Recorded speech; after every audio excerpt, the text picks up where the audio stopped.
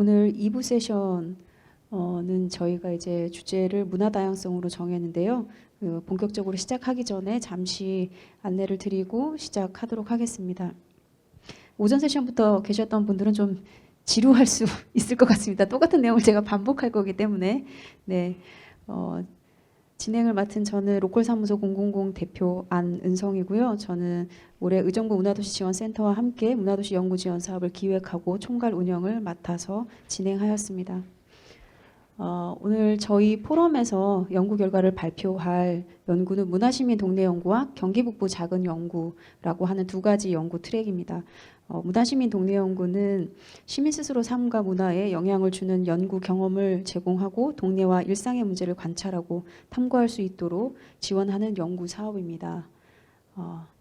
올해 30개의 연구가 지원을 해주셨고 그중에 10개의 연구가 이렇게 선정되어 올해 연구 수행을 진행하였습니다.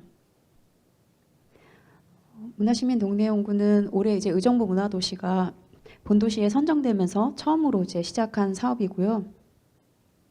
전문 연구자분들이 아니기 때문에 저희가 연구자 캠프를 통해서 연구자 방법론 강의를 진행하고 또 멘토님들과 함께 멘토링을 지원을 하였습니다. 그리고 저희가 착수 보고회와 중간 공유회 등을 통해서 연구자분들끼리 활발한 피드백을 주고받으실 수 있도록 진행을 하였습니다. 경기북부 작은 연구는 의정부뿐 아니라 경기 북부 지역의 다양한 이슈를 발굴하고 정책 재현을 위한 출발점으로서의 지역 연구를 지원하는 사업입니다. 또한 의정부가 가진 관문 도시로서의 특성이 있기 때문에 의정부와 경기 북부의 문화적 연대를 일구어갈 수 있도록 지원하는 연구 사업입니다. 올해 43개의 경기 북부 작은 연구가 지원을 해주셨고 그중 5개의 연구팀이 선정되어 보시는 바와 같이 이제 연구를 진행하게 되었습니다. 경기북부 작은 연구는 연구 역량과 경험이 있으신 분들이 주로 지원하시는 사업이기 때문에 저희가 방법론 강의나 멘토링은 지원해 드리지 않았고 오리엔테이션과 착수보고회 또 중간 공유회 등을 통해서 연구 주제와 목차와 내용과 관련된 이야기들을 공유하는 과정을 거쳤습니다. 오전에 저희가 공간과 생활문화라고 하는 세션을 지금 진행을 했고요. 지금 오후 1시부터는 저희가 두 번째 주제인 문화다양성을 주제로 이제 세션을 진행하게 됩니다. 저희가 작년까지는 연구원 분들끼리 이렇게 모여가지고 내부적으로 최종 공유회를 진행했었는데요. 연구 결과가 지역사회와 좀 더 잘 공유되고 또 앞으로 지역에서 여러 곳에서 현장에서 반영되어 연구 결과가 조금 빛을 더 날 수 있도록 저희가 올해 처음으로 포럼을 기획하게 되었습니다. 오늘 2부의 좌장을 맡아주실 선생님은요. 저희가 올해 문화시민 동네 연구에 멘토링을 맡아주기도 하셨고요. 한신대학교 민주정책연구원 이재경 연구원님을 모시고 오늘 좌장을 좀 부탁드리도록 하겠습니다. 네, 박수로 맞이해 주시길 바랍니다. 예.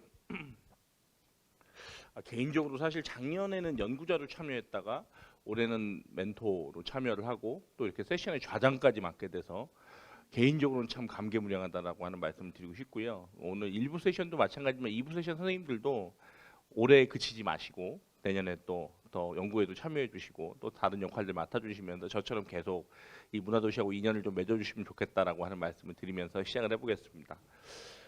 제가 맨날 외부에 강의 가거나 이렇게 사회를 맡을 때마다 한탄하는 얘기 중에 하나가 뭐냐면 왜 저는 항상 점심시간 직후에 이런 걸 맡느냐라고 하는 말씀 많이 하는데요. 앉아서 아마 들으시는 분들도 만만치 않게 피곤하실 거고 이 앞에 있는 저도 피곤합니다. 사실은 저희가 상당히 피곤한 시간인데 그러나 고무적인 말씀을 드리면 저희가 1세션과 3세션에 비해서 발표자가 적습니다.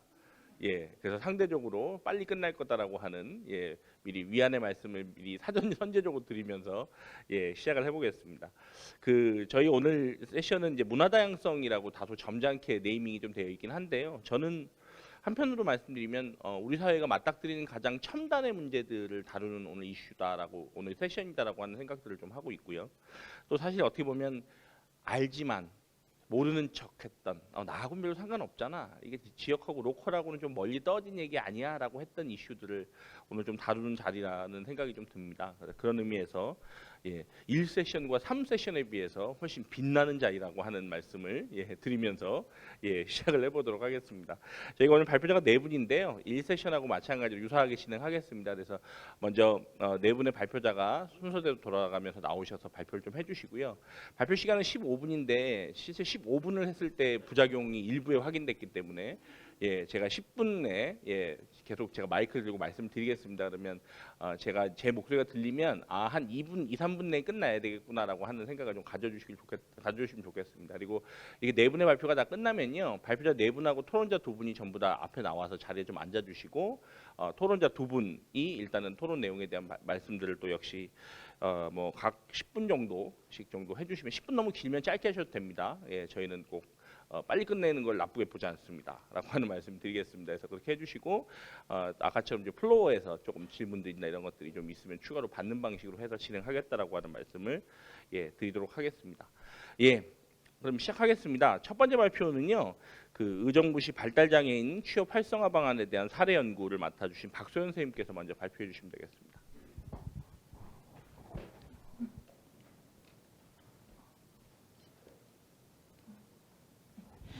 네, 안녕하세요. 저는 의정부시 발달장애인 취업 활성화 방안에 대한 연구, 숲스토리 희망을 심는 나무 사회적 협동조합을 중심으로를 연구한 책임연구원 박소연입니다. 제 발표의 목차는 이렇게 진행이 될 예정이고요. 제 연구의 배경 및 목적에서는 저는 현재 의정부시에 거주하고 있는 초등 특수교사입니다. 그래서 제 직업의 특성상 특수교육 대상자들을 교육하고 아이들 개개인의 특성에 맞는 교수법을 끊임없이 연구하고 공부해야 하므로 장애인과 관련된 이슈는 늘 관심사입니다. 그리고 제가 교육하는 이 특수교육의 최종적인 목적지는 아이들이 얼마나 자립하여 사회에 통합되느냐인데, 이는 물건 사기, 화장실 이용하기, 대중교통 이용하기 등 다양한 신변 자립 활동부터 직업을 가지고 경제활동을 할 수 있는 것이 모두 포함된다고 생각했습니다. 그리고 이렇게 직업을 가지는 것은 장애 아이들에게 가장 고차원적인 자립이라고 생각을 했습니다. 따라서 저는 의정부 내에 있는 자폐성 장애인, 지적 장애인 이를 통합해서 통상적으로는 발달 장애라고 이야기를 하는데, 이들이 어떤 경로로 어떻게 취업해서 경제적 자립을 이루고 있는지가 궁금해졌습니다. 그래서 현재 숲스토리라고 하는 의정부 내에 있는 발달 장애인의 고용이 잘 이루어지고 있는 사회적 기업과 연계를 해서 거기에 있는 발달 장애인 부모, 업무 담당자, 고용주와 함께 인터뷰를 진행해서 사례 연구를 해야겠다라고 결심을 했습니다. 네, 이론적 배경을 살펴보시면 발달 장애인이란 아까 말씀드렸듯이 지적 장애인과 자폐성 장애인을 포함하는 장애입니다. 그리고 장애인 등에 대한 특수교육법 이하 장특법에서는 지적 장애를 지적 기능과 적응 행동상의 어려움이 함께 존재하여 교육적 성취에 어려움이 있는 사람으로 정의를 하고 있고, 자폐성 장애를 사회적 상호작용과 의사소통에 결함이 있고 제한적이고 반복적인 관심과 활동을 보임으로써 교육적 성취 및 일상생활 적응에 도움이 필요한 사람으로 정의를 하고 있습니다. 네. 한국장애인 고용공단 고용개발원에서 발간한 2022년 하반기 장애인 경제활동 실태조사를 살펴보시면 15세에서 64세의 장애인의 경제활동 추정에서 전국 발달장애인의 고용률은 26.4%로 추정되며, 이는 신체 외부나 신체 내부 감각장애에 비해 고용률이 낮다는 것을 알 수 있습니다. 그리고 비정규직의 비율을 살펴보면 전국에 있는 장애인 중에서 발달 장애인들이 81.7%로 가장 큰 비율로 비정규직에 종사하고 있음을 알 수 있습니다. 네, 그리고 의정부시에서 발간한 제5기 의정부시 지역사회보장계획에서는 장애인 돌봄 영역에서의 어려움으로 장애아동 돌봄 부담이 1순위, 외부 지원 및 서비스 필요성에서도 장애아동 돌봄에 대한 서비스가 1순위로 나타났습니다. 그래서 장애아동 돌봄에 대한 부담과 서비스 필요성에 대해서 알 수 있었고, 자세한 내용은 책에 있으니 확인을 해주시면 감사하겠습니다. 네, 그래서 숲스토리의 목적과 가치를 살펴보시면 숲스토리는 함께 일하는 것, 더불어 살아가는 우리, 발달 장애인과 함께 일하며 더불어 살아가는 우리 동네를 중요한 목적으로 두고 있고, 현재 기증된 물품을 물품 검수 및 가격 책정을 통해 상품화하여 숲스토리 매장에서 판매하는 방식으로 수익화 및 발달 장애인 지원을 하고 있습니다. 저는 반구조화된 면담 질문지를 개발하여 발달장애인, 부모, 업무 담당자와 고용주를 인터뷰했고 관련된 내용은 이렇습니다. 네, 그래서 연구 참여자는 총 발달장애인 5명, 부모 3명, 업무 담당자 2명, 고용주 1명 이렇게 구성을 했고요. 총 4개의 대주제와 13개의 하위주제, 그리고 43개의 주요 내용이 도출되었습니다. 네, 제가 이 모든 내용을 다 발표를 할 수는 없어서 일부 내용만 말씀드리겠습니다. 첫 번째 대주제의 숲스토리 취업 준비에서 하위주제 1.1 취업 이유를 보시면 발달장애인 C는 엄마를 도와주는 게 훨씬 나을 것 같고 발달장애인 E는 이제 스스로 돈을 벌어야겠다라는 생각이 들었습니다. 라는 이야기를 해주었습니다. 그리고 부모 A는 집에 가서 이렇게 혼자 있는 아이들이 많거든요.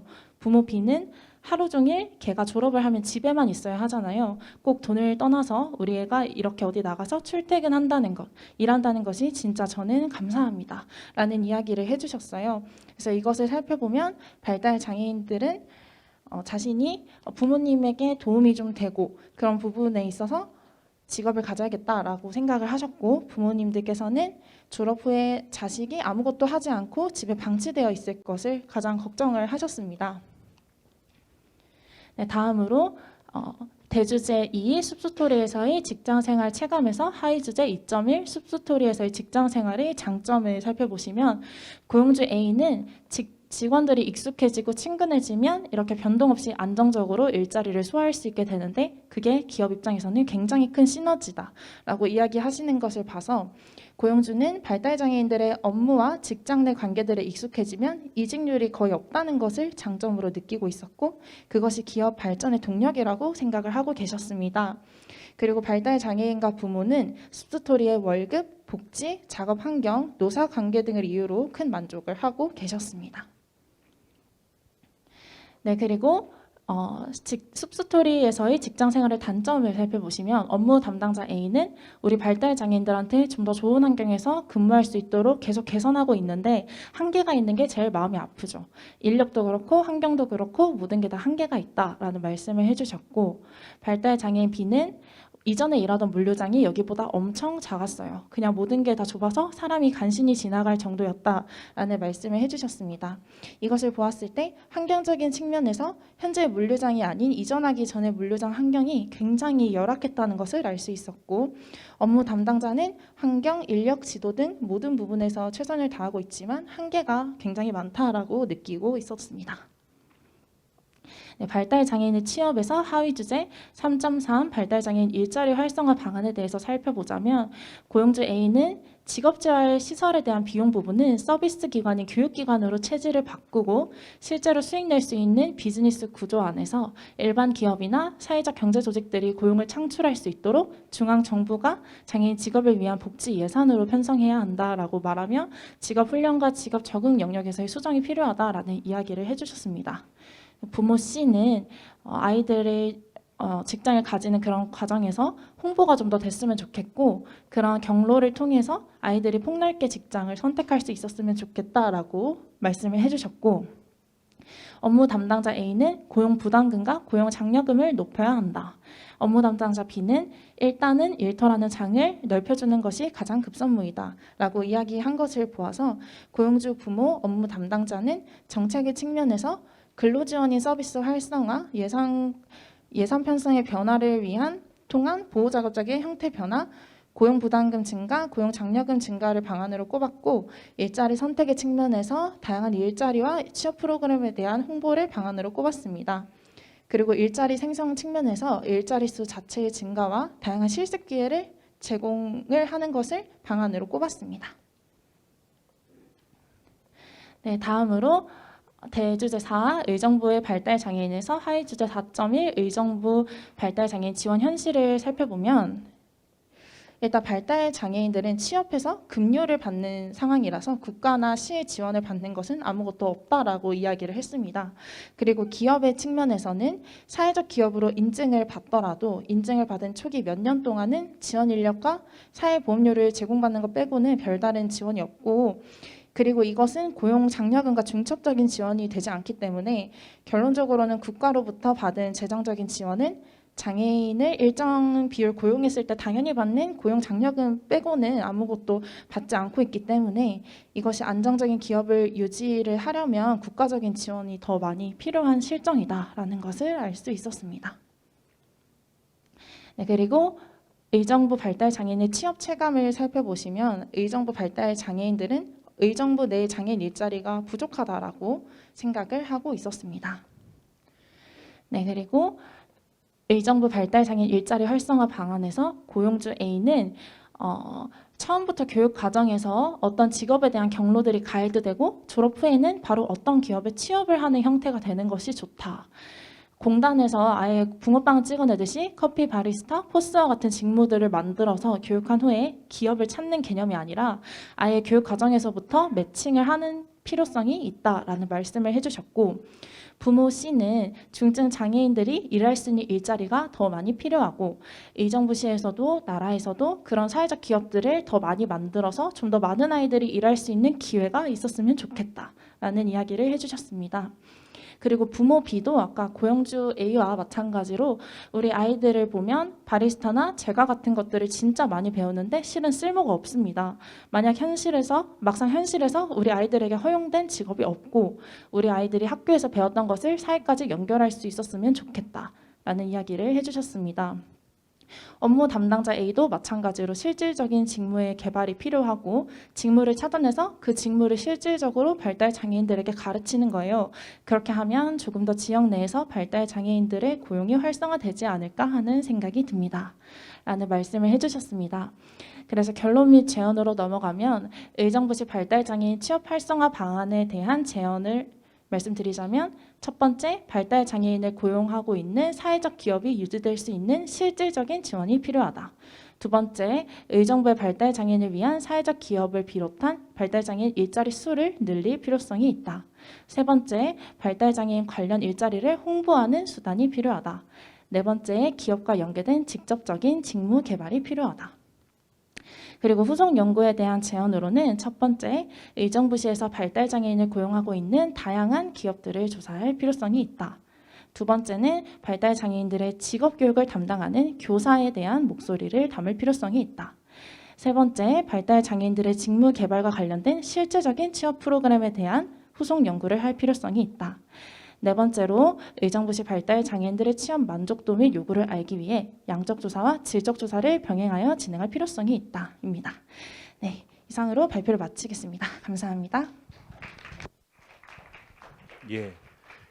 아유, 제가 10분 말씀드렸는데 너무 칼같이 딱 10분 안에 맞춰주셔서 너무 감사드린다는 말씀을 드리고 싶고요.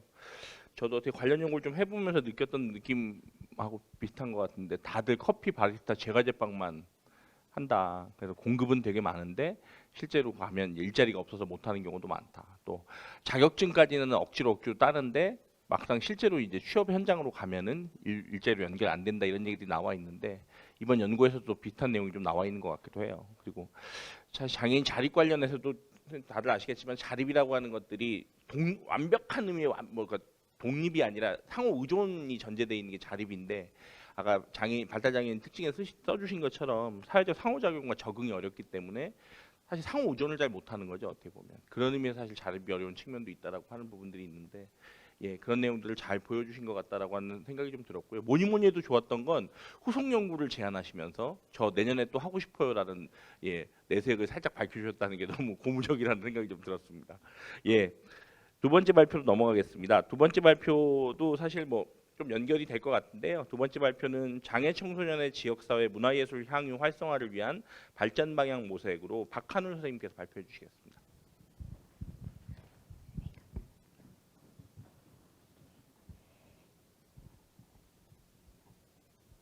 네, 안녕하세요. 저는 경기북부 작은연구지원사업에서 장애 청소년의 지역사회 문화예술 향유 활성화를 위한 발전 방향 모색을 연구한 책임연구원 박한울입니다. 네, 먼저 발표에 앞서 저의 이제 연구의 가장 큰 키워드는 장애, 문화예술, 향유인데요. 혹시 이렇게 단어들을 봤을 때 좀 어떤 느낌이 떠오르시나요? 장애라고 했을 때는 누군가는 시각장애를 떠올리실 수도 있고 또 누군가는 지체장애인을 또 떠올리실 수도 있고 문화예술이라고 했을 때 누군가는 미술, 음악, 또 누군가는 어떻게 보면 뭐 문학을 떠올리실 수도 있을 것 같고요. 향유라고 했을 때는 또 어떤 느낌이 좀 드시나요? 그렇다면 이번에는 장애와 문화예술, 뭐 장애와 향유 이렇게 키워드를 조금 연결지어서 살펴보면 장애인의 문화예술 했을 때 누군가는 어떤 서번트 증후군이라고 해서 조금 천재적인 어떤 막 예술을 하는 분을 떠올리실 수도 있고, 또 누군가는 장애인과 비장애인이 함께하는 어떤 공연, 연주 이런 걸 떠올리실 수도 있을 것 같은데요. 그렇다면 장애, 문화예술, 향유라고 했을 때는 좀 어떤 것들이 좀 떠오르실까요? 뭐 어떤 공연장을 가거나 혹은 미술관에 가서 다 같이 관람을 하거나 좀 여러 가지의 모습이 떠올렸을 것 같습니다. 그래서 제가 이렇게 키워드를 먼저 제시를 한 이유는 이 각각의 개념들이 너무나 큰 개념들이기 때문에 본인의 경험 안에서밖에 좀 생각할 수밖에 없어서 저희들이 이런 장애 예술 혹은 이렇게 장애인의 예술 향유에 대해서 조금 이렇게 생각할 수 있는 시간들이 많이 있지는 않았을 것 같아요. 그렇기 때문에 나와 관련 없는 일이라고 생각을 하면 또 개개인이 관심을 갖지 않는다면 쉽게 소외될 수 있는 주제이기 때문에 이렇게 좀 큰 개념들을 포함하고 있는 연구에 대해서 한번 관심을 좀 가져주시길 바라면서 말씀을 좀 드렸습니다. 저는 심리치료실에서 장애 청소년을 만나는 미술치료사이자 연구자인데요. 이런 장애 청소년이 문화예술 이런 교육과 치료의 틀을 넘어서 향유로 나아갈 수 있는 방법이 뭐가 있을까 고민을 하다가 이 연구를 시작하게 됐습니다. 먼저 이 장애인의 이제 실태 조사를 조금 살펴보면 경기도가 서울에 비해서 인구수 대비 장애인의 비율이 조금 더 높아요. 그리고 또 경기 북부와 남부를 비교했을 때 북부가 좀 더 높다는 점에서 경기 북부에서 장애인에 대한 연구가 확실히 필요한 부분이구나라는 것을 알 수 있었고, 또 연구를 설계하면서 장애 청소년의 문화예술에 대한 선해 연구를 살펴보았을 때 대체로 뭐 프로그램 개발이라던가 혹은 프로그램 사례 연구는 많이 이루어졌지만 또 이제 그마저도 확실히 좀 미비한 부분은 나타났습니다. 그래서 따라서 본 연구에서는 지역사회를 구성하고 또 장애인 청소년의 문화예술에 직접적인 영향을 미치는 특수교사, 기관 담당자, 그리고 심리치료사를 대상으로 인터뷰를 진행을 해보았습니다. 이들은 지금 현재 장애 청소년을 가장 밀접하게 만나고 있는 대상들인데요. 이들의 인식을 살펴보는 것은 경험에서 이제 비롯된 데이터다 보니까 실질적인 발전 방안을 모색할 수 있을 거라고 생각을 했습니다. 그래서 이제 각각의 세 곳을 인터뷰한 결과, 이 결과 부분을 인터뷰를 했을 때 그 연구에 대한 문제로는 첫 번째는 장애 청소년 문화예술 사업에 대한 특수교사, 기관 담당자, 치료사의 인식은 어떠한가. 둘째, 지역 연계에 기초한 장애 청소년의 문화예술 향유의 의미와 실천 방안은 무엇인가입니다. 그래서 각각의 이 연구 결과에서 도출된 내용들을 쭉 말씀드리기보다는 핵심적인 부분들만 좀 말씀을 드릴 텐데요. 확실히 이렇게 인터뷰를 하면서 재미난 내용들이 많이 있어서 이 부분들은 책자를 통해서 꼭 확인을 해주셨으면 좋겠습니다. 먼저 교사의 경우에는 학교 안에서 이루어지고 있는 문화예술 교육에 있어서 교사의 재량이 굉장히 많은 영향을 미치는 것으로 나타났습니다. 즉 교사가 문화예술 교육에 관심이 많을수록 학생들한테 조금 더 제공되는 부분이 많이 있는데요. 그런 점에서 교사의 문화자본을 높이는 것이 굉장히 중요한 것으로 나타났습니다. 두 번째, 기관 담당자의 경우에는 확실히 이런 각각의 기관들이 개별적으로 이루어지는 만큼 제한점이 좀 많이 나타났는데요. 예를 들어서 어떤 굉장히 좋은 프로그램을 만든다 하더라도 아이들이 학교가 끝나면 방과 후 수업을 듣거나 혹은 이제 치료실에 계속 가야 되는 부분이 있기 때문에 모집이 굉장히 어려운 것으로 나타났습니다. 그리고 이제 세 번째, 심리치료사의 경우에는 좀 긍정적인 부분에서는 미시적 접근이 가능한 것과 아이들의 1:1 개별적인 특성에 맞춰서 이 친구들한테 접근할 수 있는 부분이 굉장히 좋았고요. 또 단순히 그냥 이 친구와 부모만 만나는 것이 아니라 치료실에서 이 친구가 음악 치료도 듣고 있고 미술 치료도 듣고 있고 언어 치료도 듣고 있으며 각각의 치료사 선생님과의 교류도 활발하게 이루어질 수 있다는 장점이 있습니다. 이처럼 각각의 영역에서 도출된 결과들을 통합해 보면 이들이 생각하는 문화예술 향유는 여가와 기회로 나타났습니다. 즉 비장애 청소년들에게는 쉽게 경험할 수 있는 것들이 장애 청소년들에게는 한정적으로 또 인식적으로도 제한이 많아서 경험할 수 있는 기회가 굉장히 많이 박탈되는 경우가 있는데요. 그래서 이들이 생각하는 장애 청소년의 문화예술 향유는 곧 여가로서 이루어질 때 문화예술 향유라고 생각을 하고 있습니다. 이러한 결과를 바탕으로 제가 지역사회 문화예술 향유 활성화를 위한 발전 방안을 제안해 보면 다음과 같습니다. 첫 번째는 연결하고 협력하기로 현재 장애 청소년을 중심으로 특수교사, 치료사, 기관 담당자가 이렇게 있을 경우에 장애 청소년이 개별적으로 연계가 되어 있다면 이러한 구조가 특수교사, 치료사, 기관 담당자가 먼저 연계된 좀 더 안전한 환경 안에서 장애 청소년이 머무는 이러한 모형으로 나타났는데요. 인터뷰 내용 중에는 어떤 컨트롤 타워에 대한 이야기도 있었고 좀 더 각각의 기관들이 연계할 수 있는 부분에 대해서 나타났습니다. 두 번째 새롭게 바라보기는요. 불쌍하고 도와주어야 하는 존재가 아니라 문화 다양성을 지닌 개인으로 바라보아야 할 것을 제안하고 있는데요. 이렇게 인식이 변화되기 위해서는 기관들의 다양한 문화예술 콘텐츠를 만들어내는 것이 필요한 것으로 보여졌습니다. 1년에 굉장히 많은 프로그램들이 개설되고 진행되고 있지만 장애인이라고 이렇게 폭넓게 진행해버리면 오히려 소외되는 그 안에서 또 소외되는 부분이 나타난다고 하더라고요. 그렇기 때문에 장애인이 아니라 장애 청소년, 장애 아동 이렇게 조금 더 범위가 좁혀져서 프로그램이 제시되고 좀 더 상세하게 난다면 프로그램이 제공된다면 이용하는 분들에서도 좀 더 지원이 많이 이루어지고 적극적인 참여가 이루어질 것으로 나타났습니다. 세 번째 멀리 내다보기는요. 제가 최근에 아르코 미술관에서 진행하는 무장애 온고잉이라는 포럼이 다녀왔는데요. 이때 되게 놀라웠던 점은 발표가 이루어지는 동안에 청각장애인분이나 다른 장애인분을 위한 수화와 그리고 이렇게 스크립트가 직접 통역이 되어서 계속 진행이 되고 있었고 또 장애인분들의 이해를 위해서 발표자가 굉장히 천천히 말을 하더라고요. 양해를 구하고. 근데 물론 이제 거기도 발표 시간이 좁긴 하겠지만 근데 그런 부분을 보면서 이걸 지금 저희가 그냥 이렇게 저희끼리 하고 있지만 저희도 이제 유튜브나 이렇게 올라가잖아요. 그랬을 때 단순히 비장애인들이 이걸 보겠다라는 이제 그 전제보다는 장애인들도 볼 수 있다라는 이런 무장애의 개념으로 다가가는 부분에서 굉장히 인상적이었습니다. 그래서 이렇게 이는 되게 장애인과 비장애를 구분짓지 않는다는 느낌을 들었는데요. 이러한 노력들이 정보기관 차원에서 조금 더 적극적으로 이루어져야 되는 것으로 나타났고 또 레인보우 예술학교처럼 장애인의 문화예술 역량을 키울 수 있는 다양한 사례들이 벤치마킹 되어야 된다고 생각이 들었습니다. 그래서 단순히 지금 경기 북부에서 이렇게 이루어진 것보다 이 사업 또한도 경기 북부 내의 의정부 외에 양주 뭐 이렇게 거점 지역으로 쭉쭉 확대되는 부분을 중심으로 지금 이게 기초 연구로 들었어요. 그래서 단순히 경기 북부 내뿐만 아니라 그 외의 지역에서도 이루어지고 있는 다양한 프로그램들과 연계를 하는 것도 굉장히 필요하겠다라는 생각이 들었습니다.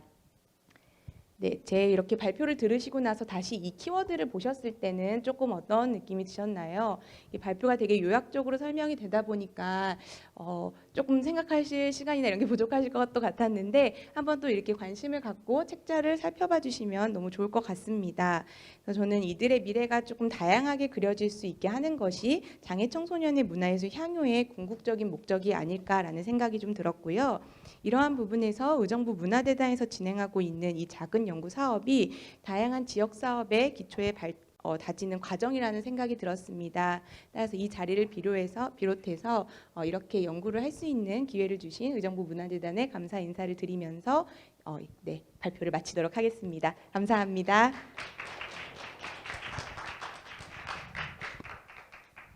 예. 제가 시작부터 너무 압박을 드려서 그런 건 아닌가라는 약간 반성이 들 정도로 너무 발표를 근데 제가 봐서는 근데 앞에 두 분이 너무 발표를 잘하시는 분들 같아요. 제가 봐서는 그래서 이런 것 같긴 한데 그럼에도 동시에 뒤에 분들은 조금 더 여유를 가지고 하셔도 된다는 말씀을 오히려 좀 드리면서 진행을 하겠습니다. 저도 또 하나 배웠네요. 경기 북부가 경기도 전체 장애인 비율이 남쪽에 비해서 더 많다. 경기도가 서울에 비해서 더 많다 이런 것들이 제가 서울의 강북구에 살고 있는데 저희가 장애인 비율이 되게 높은 서울 안에 지역이거든요 사실은. 근데 이런 얘기를 들으니까 또 이건 또 서울하고 또 다른 경기도의 상황, 경기 북부의 상황이라고 하는 것들이 엿보이기도 했고요.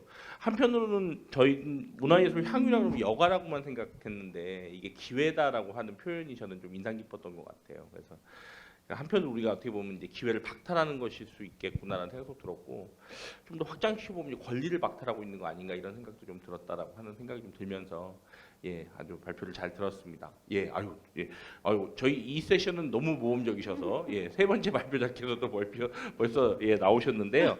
세 번째 앞에 두 분의 발표는 뭐 발달장애, 장애 청소년의 내용들을 좀 다루고 있었다라고 하면 이번 세 번째 발표는 또 어마어마합니다. 예, 저는 처음에 이 연구가 시작될 때부터 야, 이제 지역에서도 이제 이런 연구를 할 수 있구나라는, 물론 네 번째 발표도 더 어마어마하다는 것을 제가 미리 예고를 좀 드리겠습니다만 예, 난민에 대한 발표인데요. 이주영 선생님, 의정부에 거주하는 난민 삶의 기록이라고 하는 내용으로 이주영 선생님 발표해 주시겠습니다. 예. 네, 안녕하세요. 저는 의정부에 거주하는 난민 삶의 기록을 연구한 이주영입니다. 네. 네, 감사합니다. 오늘 발표 순서는 연구 배경, 연구 개요, 연구 요약, 그다음에 연구 결과 및 제언으로 진행될 예정이고요.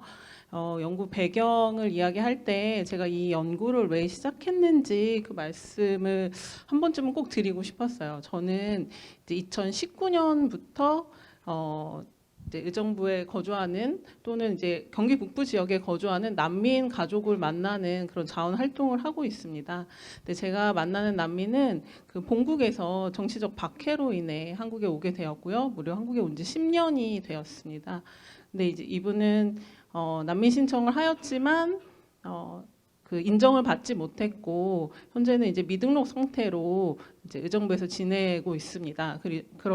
그리고 이분이 일을 하면서 이제 그 공사 현장에서 다치셔가지고 또 산재를 입으셨어요. 그래서 현재 미등록이지만 또 산재를 당했기 때문에 치료를 받아야 해서 이제 체류 자격으로 따지면 이제 임시 비자를 받아서 체류를 하게 되었습니다. 근데 제가 이분들을 만나면서 느꼈던 것은 제가 이분들을 만나고 느끼고 이분들에 대해서 알게 되는 것들을 제가 저 혼자서 기록을 하게 되면 저는 이제 그것은 저의 일기라고 생각을 했고요. 저희가 들여다보지 않으면 알 수 없고 드러나지 않는 이분들의 삶이 이분들이 어느 날 이제 강제 단속이 돼서 강제 출국을 하게 됐을 때 아무런 기록도 없이 없어진다는 생각이 들었습니다. 그래서 이런 의정부에 사는 또는 경기 북부에 사는 이런 난민들의 삶을 공적인 기록에서 다뤄보고 남기고 싶어서 이 연구를 시작하게 되었습니다. 네. 의정부에는 난민을 인정받으신 분이 한 분이 계십니다. 그리고 난민 인정을 받지 못했지만 체류할 수 있는 자격이 있는 이제 인도적 체류 허가자라고 하는 분이 한 분 계시고요. 그리고 또 그 난민 신청을 하신 분이 154명이 있습니다. 그럼 총 난민이라고 그래도 난민법에 의해서 말할 수 있는 분이 156명이 있다는 거죠. 근데 한국의 난민 인정률은 한 1.5%, 뭐 1.56% 정도 되는데 제가 여기서 정말 난민 인정을 받은 분을 만날 거라고 사실 저는 상상하지 않았습니다. 근데 난민 연구를 했을 때 제가 사실 난민 그 연구 참여자로 생각했던 분들은 미등록일 수도 있겠다라고 사실은 생각을 했지만 미등록의 난민들은 사실 강제 출국 당할 위험이 있고 또 연구의 지속성에 문제가 될 수도 있어서 사실 이제 그 부분을 좀 제외하다 보니 내가 진짜 난민을 만날 수 있을까라는 그만큼 한국의 난민 인정률이 굉장히 낮고 난민을 만난다는 게 사실은 좀 어려운 일이기도 합니다. 근데 제가 저희 난민 관련 기관의 소개를 통해서 난민 인정자 한 분과 그리고 난민 신청자 한 분 이렇게 만나서 연구를 할 수 있게 되었고요. 저는 이제 생애사 연구를 진행을 했습니다. 사실은 그냥 이분들의 생애를 기록하는 거니까 생애사 연구인가 보다라고 시작했던 게 저의 너무 이렇게 착각이었던 것 같습니다. 생애사 연구라는 것은 상당히 정말 어렵고 깊이가 있어야 하는데 지금 내가 하는 연구가 생애사 연구가 맞나라는 고민과 또 공부를 하면서 진행을 했고요. 저는 총 10번의 인터뷰가 있었는데 그중 이제 3번은 대면 인터뷰, 2번은 서면 인터뷰로 진행을 했습니다. 세 번의 인터뷰, 대면 인터뷰를 할 때 이분들의 본국에서의 삶, 그리고 한국으로 어떻게 오게 되었는지, 그리고 현재 한국에서의 삶은 어떠한지를 저희가 좀 알아가는 과정을 가졌고, 세 번째 인터뷰에서는 이분들 스스로가 그 본국에서의 삶부터 현재의 삶까지를 스스로 이야기하는 형식을 통해서 인터뷰를 진행을 했고, 제 연구서의 대부분의 내용은 사실 그 세 번째 인터뷰에서 이분들이 스스로 말씀하셨던 부분을 이제 구술하셨던 부분을 정리한 거라고 보시면 될 것 같습니다. 그래서 저는 이제 두 분의 연구 참여자가 있었고요. 연구 참여자 A의 생애사를 요약하면 이제 본국에서의 삶은 아프리카 동북부에서 출생을 하셨고, 여기 쭉 읽어보시면 아시겠지만 굉장히 우리가 말하는 평범하고 우리가 그냥 생각하는 학교를 다 마치고, 이제 부모님은 여기는 적지 않았지만 의사셨고요. 아버님이 의사셨고, 그다음 목축업을 같이 하고 있었기 때문에 그 이야기를 듣다 보면 막 그 이렇게 젖을 짜면은 어머님은 치즈를 만들어서 이제 아이들을 먹이고 그냥 정말 너무 행복한 가정에서 자라서 대학을 마치고 결혼하고 출산을 했습니다. 그리고 또 저희처럼 맞벌이를 하는 그런 가정이었고요. 그런데 이제 남편이 군인이었는데 그 정치적 상황으로 인해서 남편이 체포되었고, 그런 남편이 어떤 연유로 체포되었는지 그것을 이제 이렇게 알아보다가 같이 감금이 되어서 저런 감금과 성폭행 등을 당해서 이제 그 나라를 탈출하게 되었습니다. 그래서 한국으로 이주를 하게 됐고, 이제 저도 저도 사실 난민분들한테 만나면 늘 물어서, 아니 근데 왜 한국으로 오셨어요? 라는 질문을 사실은 이제 많이 했었는데, 그 난민과 관련된 그런 이렇게 자료를 보면은 그런 이야기가 나와요. 막 집에 막 불이 났고 막 창문이 다 깨지고 그랬는데 내가 어디로 도망갈지를 막 생각하지 않잖아요. 그러니까 난민과 이주민의 차이를 저희는 그 자발적인 이주냐 비자발적 이주냐로 보고 있습니다. 그래서 이분이 한국을 이 케이스에서 선택한 이유는 이제 탈출을 했을 때 도움을 받았던 그 작은 아버지께서 그 한국 대사관에 아시는 분이 있어서 어떻게 비자를 받아서 한국으로 오게 된 그런 이제 경우였고요. 2016년에 한국에 들어와서 이제 난민 신청을 했고 불인정 받았고, 2020년에 다시 신청을 하였고, 2022년 작년에 신청을 해서 올해까지 사실은 계속 심사가 이어지고 있습니다. 그래서 현재는 난민 신청 비자인 G15 비자를 갖고 있는데, 이 비자는 말 그대로 되게 임시 비자라고 보시면 되고, 이걸 체류 거주 비자라고 보지 않습니다. 그 말은 이분은 언제든지 출국 당할 수 있는 상황이라는 거고, 그만큼 이제 불안정한 체류 상태에 살고 계시다는 겁니다. 그리고 이제 한국으로 그 의정부로 오게 된 계기는 한국에서 이제 다시 임신을 하고 출산을 하게 되었는데, 이제 그 아이 아빠는 사실 떠났고 싱글맘으로 활동을 하면서 이분이 처음에는 이제 서울에서 이태원 뭐 이런 쪽에서 이제 일을 하시고 그러셨다가 그 저희도 월세가 너무 비싸잖아요. 서울은 그거를 감당할 수가 없어서 어쨌든 다 그 정부로 오게 되었고, 지금은 이주난민 쉼터에서 일을 하고 있습니다. 그 한국에서의 삶에서 이분에게 가장 어려운 점은 그 건강보험에 미가입되어 있다는 건데요. 저희가 이제 난민들이 당연히 어렵겠지라고 생각하지만 정말 이분들의 이야기를 들어보면 그 우리가 좀 생각했던 것보다 훨씬 더, 저희는 사실 태어나면서부터 의료보험이 없었던 적이 사실 없잖아요. 근데 이분들은 의료보험이 없는데 그러면 뭐 임신하고 출산을 했고, 이제 그런 과정에서 그 병원 그 의료비로 지출하는 금액이 그러니까 1,000단위가 넘어가는 금액인데, 그거는 그냥 일본 그냥 저희에게도 너무 부담스러운 그런 지출인데, 이분들에게는 훨씬 더 가혹한 그런 상황에 있습니다. 그리고 이제 물론 이렇게 그 한국에서의 삶이 어려운 것도 많지만 이분들은 또 자기가 할 수 있는 여러 가지 뭐 사회, 지역 사회와의 연계를 통해서 주체적으로 살아가기 위해 노력하고 있다는 점이 이제 한국에서의 삶에서 제가 말씀드리고 싶었던 부분이고요. 네.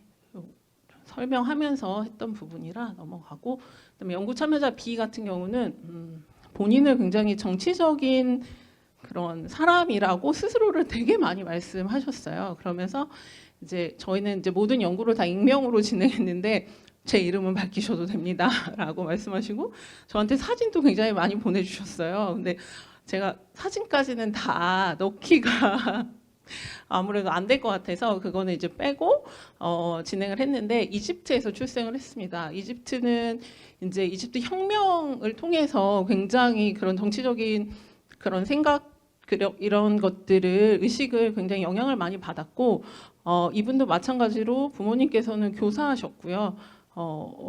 네, 그 대학을 졸업을 하고 그 일반 회사에 또 취업을 했고 하지만 계속 어떤 그 사회 활동을 하면서 인권 활동가로도 활동을 했고 이분이 체포되었던 것은 그 이집트에 굉장히 이제 많은 시민들이 이집트 혁명 이후에 사실은 그 군부 독재가 계속 이어졌고 그런 분들 그런 것에 대항하여 싸우는 그런 동료 시민들이 굉장히 많이 감금을 당하고 거기서 뭐 폭행, 죽음 이제 이런 것들이 이어졌는데 그런 분들을 이렇게 돕는 활동을 하다가 이분도 마찬가지로 체포되었고 투옥중 고문을 받았습니다. 그리고 나서 이제 잠깐 이렇게 막 나왔을 때 그 판결이 선고되기 전에 이분도 케냐로 도주를 했고 케냐를 거쳐서 한국에 입국했습니다. 이분 같은 경우는 공항에서 바로 입국하자마자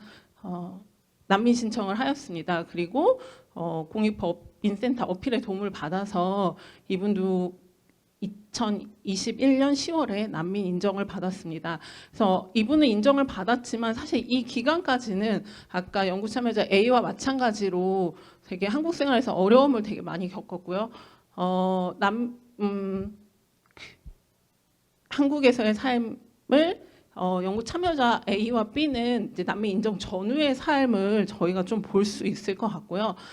이분은 이제 인정자가 되었고 또 일을 하다가 이분도 다치시면서 전혀 수입이 없게 되었습니다. 그래서 그때 또 이 난민 인권기관의 도움을 받아 이렇게 그 기초생활수급자 신청을 하였고 다행히 그런 기초적인 지원은 받을 수 있게 되었지만 굉장히 본국에서의 트라우마로 많은 그 정신적인 문제들을 사실 겪고 있고 또 자살 시도까지 하는 그런 어려움이 있습니다.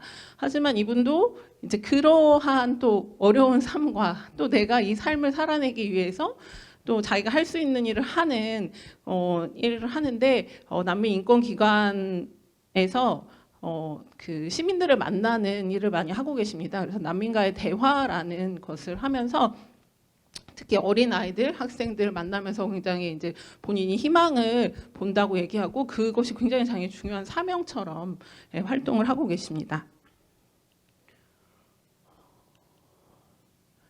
연구 참여자 A와 B의 한국 생활을 요약하면 이제 한국 생활의 어려움, 그다음에 의정부에서의 생활의 모습, 그다음에 지역사회 연계 및 사회 활동을 하고 있는데 여기서 이제 말씀드리고 싶은 거는 제가 이 연구를 진행을 하면서 이분들이 지역에서 어떤 활동을 하는지 또는 어떤 시설을 이용하는지 사실은 그거를 이렇게 현황표로 조금 이렇게 체크를 해달라고 했어요. 그런데 사실 정말 지역사회에서 어떠한 것도 사실 이용을 안 하고 있다고 보는 게 또는 못 하고 있다고 보는 게 이제 맞을 것 같습니다. 여러 가지 요인이 있겠지만 일단 언어적으로도 그렇고 일단 정보가 없기 때문에 어디를 가거나 이용하기 굉장히 어려운 부분들이 있습니다. 그리고 사회활동으로는 다양한 난민 인권단체에서 자원활동을 하면서 되게 주체적인 모습으로 살려고 노력하고 계십니다. 제가 이 PPT를 넣은 이유는 그 연구 참여자 A 같은 경우는 난민 신청자이고 연구 참여자 B 같은 경우는 난민 인정자인데 사실 난민 인정을 받았으면 사실 이 난민의 세계에서 굉장히 아까 말씀드렸다시피 1.5% 안에 들어간 거거든요. 그래서 본인들도 알고 있습니다. 아, 난 정말 행운아야. 내가 난민 그래도 인정을 받았네라고 생각하지만 사실은 그 현실에서의 삶은 여기 써 있는 것처럼 국적을 획득하지 못했고 그냥 시민이고, 사실 그 시민이라는 것은 이제 아까 그 비자 종류로 말씀드리면 난민 신청자 같은 경우는 G라는, 그러니까 기타 비자를 쓰고 임시 비자인데 저분은 이제 F 비자로 넘어갑니다. F 비자는 거주하는 비자이거든요. 하지만 그게 영구 거주가 아니라 이제 3년에 한 번씩 사실은 이제 갱신을 해야 하는 거죠. 근데 그 3년에 한 번씩 갱신이라는 말은 결국 또 무슨 일이 생기면 언제든지 나는 출국당할 수 있다, 이런 의미로 사실 받아들일 수 있고, 이것은 굉장히 이분들의 삶을 불안하게 만드는 요소입니다. 그래서 이 영구점유자 B가 했던 얘기는 정부가 난민을 받아들일 수는 있지만 난민들에게는 희망을 주지 않는다, 좋은 일자리도 주지 않는다라는 이야기였습니다. 제가 이제 인터뷰를 하면서 사실은 옆에 이렇게 막 손수건을 두고 막 그러니까 제가 온 게 아니라 그분들이 말씀하시면서 굉장히 많이 우셨어요. 그래서 제가 첫 번째 인터뷰 끝나고 다음 인터뷰에서는 내가 준비할 거는 막 질문 이런 게 아니라 난 손수건이다. 왜냐하면 그 전에는 계속 휴지 티슈를 닦으셨거든요. 그랬더니 막 얼굴이 막 그 휴지 범벅이 되셔서 내가 손수건을 준비했어야 돼, 막 이런 사실 생각이 들 정도로 본인의 되게 힘든 이야기를 좀 많이 하셨어요. 그리고 지금 제가 이제 오늘 이제 발표를 앞두고 쭉 이렇게 쭉 처음부터 지금까지를 돌아봤더니 이분들도 결국 인터뷰가 거듭될수록 소개 이야기를 결국 더 하시고 이제 라포가 점점 더 형성될수록 진짜 자기 이야기를 하시는구나를 다시 한번 이제 돌아보게 되었습니다. 그랬을 때 계속 이제 저희가 인터뷰를 하면 막 생활 이야기, 아이 이야기, 어려운 이야기를 막 하시다가 이제 그 전환되는 게 내가 내 삶에 갑자기 이제 되게 이제 수동적이다가 주체적으로 변할 때예요. 그게 바로 이런 지역사회나 아니면 난민인권기관에서의 그런 자신의 역량을 발휘할 수 있는 활동을 할 때였습니다. 근데 저는 이제 옆에서 인터뷰를 하면서 그 여러 가지 이분의 그런 뭐 표정 아니면 제스처, 뭐 분위기 이런 것들을 보는데 그것이 이렇게 정말 이렇게 그 전환되는 그런 모습을 딱 볼 수 있어서 사실 저희도 막 그 이분 힘든 얘기를 막 하실 때는 저희도 막 어떻게 해야 되지? 막 이러다가 이런 얘기를 돌아서면 막 이렇게 더 추가 질문들을 하면서 즐겁게 인터뷰를 할 수 있었고요.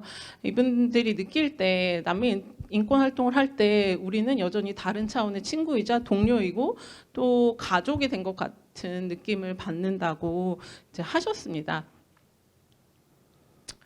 연구 결과는 아까 말씀드린 것처럼 저는 이제 생애사를 연구했고 본국에서 이분들의 삶은 정말 지극히 평범한 저희가 그 평범이라는 거를 어떻게 정의할 수 있을지 저는 사실 잘 모르겠지만 그래도 우리가 평범이라고 했을 때 떠오르는 그런 이미지들이 있잖아요. 그랬을 때 이분들은 정말 이제 학교를 졸업하고 정규 교육 과정을 밟았고 취업을 하고 또 가정을 이루거나 아니면 내가 원하는 일을 했던 그런 본국에서 주체적으로 살았던 본국의 삶. 하지만 어쨌든 나에게 닥칠 거라고 예상하지 못했던 박해로 인해서 그 나라를 나와야 했고 가족들과 헤어져야 했고 사실 저 과정에서 굉장히 많은 그 트라우마들이 발생을 했습니다. 그래서 사실 한국에서 사실 이 난민들이 굉장히 그 트라우마에 대한 그런 심리 치료가 되게 절실히 사실 필요하다는 거를 좀 한 번 더 이 결과 발표회 때 꼭 얘기를 하고 싶었고요. 한국에 와서도 사실 난민 신청을 하고 인정을 받기까지의 어려움, 그리고 아까 초반에 말씀드렸지만 이주민과 난민을 구별짓는 가장 큰 것은 사실 비자발적 이주라는 겁니다. 왜 한국을 선택했어? 근데 왜 여기 왔어? 라고 당연히 궁금할 수 있지만 그분들의 선택이 사실 선택이라고 보기는 어려운 이제 상황에 의해서라고 생각하시면 될 것 같고요. 한국에서의 삶은 정말 그 기본적인 의료, 주거, 취업 여러 가지 어려움들이 있고 사실 난민 인정 후에도 시민으로 인정받지 못하고 살고 있습니다. 일예로 한국에서 처음 난민 인정을 받았던 분은 현재 한국에 없고 유럽으로 이주를 하셨고요. 또 다른 연구 결과에서도 굉장히 많은 뭐 50% 이상이 사실 한국을 인정받으신 분들이 떠날 수도 있다고 생각한다는 그런 결과가 있습니다.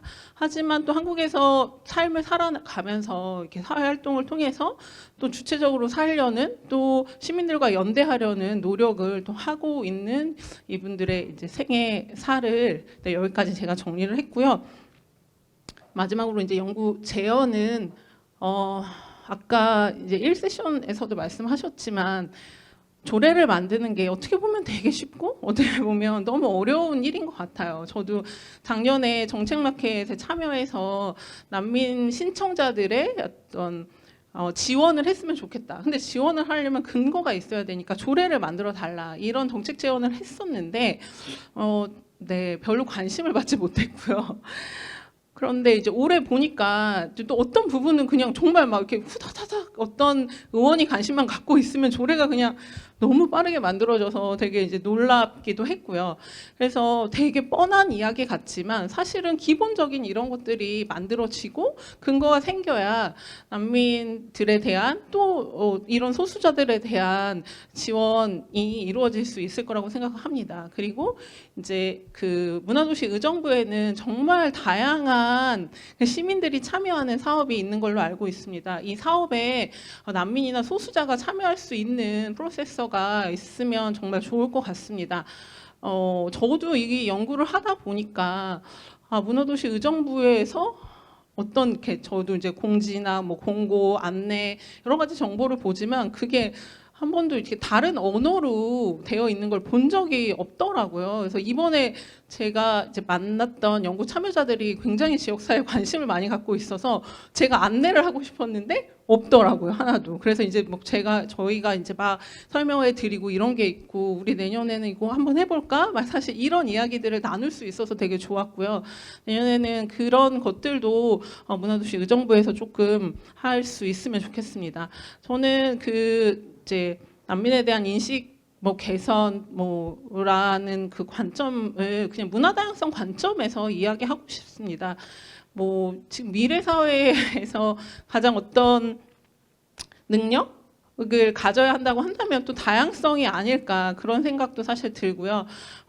그런 다양성이 내가 사는 도시, 내가 사는 함께 사는 이웃에게서 같이 그런 정서를 경험할 수 있다면 저희가 좀 난민에 대한 소수자에 대한 그런 인식이 조금 더 긍정적인 방향으로 바뀌지 않을까 합니다. 네, 여기서 제 발표를 마치겠습니다.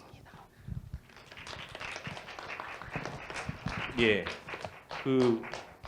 아마 인지를 하시지 않았을까 싶지만 다른 두 분이 절약해 주신 10분을 다 끌어서 20분에 무려 대하 서사시를 발표하셨다는 말씀을 드리고 싶고요. 근데 제가 가만히 있었던 건 이 내용을 중간에 끊기도 조금 애매하기도 했었고 앞에 두 분이 5분씩 절약을 해주신 시간이 세 번째 발표자에게 선물처럼 갔다라는 생각이 좀 들어서 양해를 해주시면 좋겠다는 말씀 드리고 싶습니다. 그리고 제가 좀 더 제 미션 중간중간에 좀 딴 얘기를 떠들어야 되는데 또 네 번째 발표자가 나오셔서 당신 그만 얘기하라는 신호를 좀 주셔서 제 얘기는 좀 이따가 하는 걸로 하고요. 저는 근데 아까 조례 얘기가 나와서 그렇긴 한데 조례는 저도 그 정책 마켓에 가봤는데 좀 그런 측면이 있어요. 그러니까 상위법이 없으면 조례가 만들어지기 어렵다라고 하는 측면이 있어서 안 되는 측면도 있고 또 조례가 만능이 아니거든요. 근데 약간 그 당시에 저도 그런 느낌을 좀 받았는데 그래서 그런 것들은 좀 고민이 필요한 부분이 있겠다라고 하는 생각이 좀 들었습니다. 제가 앞서 예고했지만 어마어마한 네 번째 그렇다고 앞에 1, 2, 3번이 어마어마하지 않았다는 얘기는 아닙니다만 제가 어제 읽은 책에 그런 얘기를 하더라고요. 우리가 인간의 신체 몸에 대한 얘기를 할 때 과연 스마트폰은 신체냐 아니냐 우리는 뭐 당연히 신체가 아니라고 얘기하겠죠. 근데 우리 일상의 삶을 보면 스마트폰은 사실상 신체와 다름없지 않습니까? 한 번도 우리 몸에서 떨어지지도 않고 우리 몸에서 좀 떨어져 있으면 불안하고 빨리 찾아야 되고, 예. 그래서 아마 지금 그런 시대가 이미 열려 있는데요. 아마 앞으로도 지금 보니까 제가 얘기 들어보니까 청소년들은 이미 상당수가 AI를 많이 쓰고 있다라는 얘기를 하는데 그 AI가 본인의 그 생존권과 달려 있다라고 하는 절박함을 저희 연구 내내 외치신 분이 계셨습니다. 네 번째 발표자신데요. 그 최인종 선생님께서 AI가 나와, 예, 딱 제목도 있죠. 나와 예술 창작인의 삶에 미칠 영향에 대한 연구, 예, 발표 듣도록 하겠습니다. 예, 안녕하십니까. 저는 AI와 나와 예술 창작인의 삶에 미칠 영향에 대한 연구라는 거창한 제목을 들고 온 책임연구원 최인종입니다.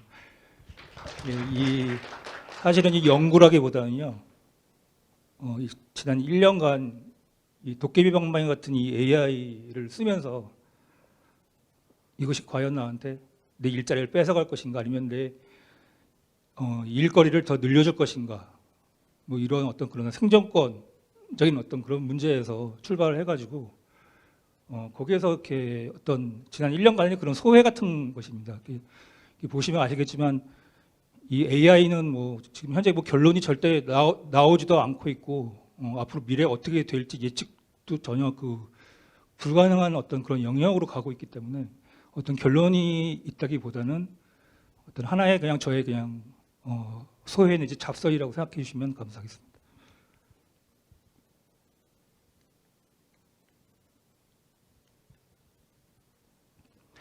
예, 요즘 여러분들께서 매스컴에 계속 그 귀에 따갑게 들으시는 이 AI는 그러니까 공식적으로 생성형 AI라고 합니다. 이 생성형 AI는 그러니까 이 챗 GPT로 이제 대표되는 이 생성형 AI는 카이스트 뇌과학자 김대식 교수가 딱 한마디로 아주 심플하게 정의한 문장이 있습니다. 그것이 뭐냐면 한마디로 데이터와 대화를 나눌 수 있게 하는 존재다라는 것이 그 생성형 AI를 정의하는 아주 심플한 문장이라고 할 수 있습니다.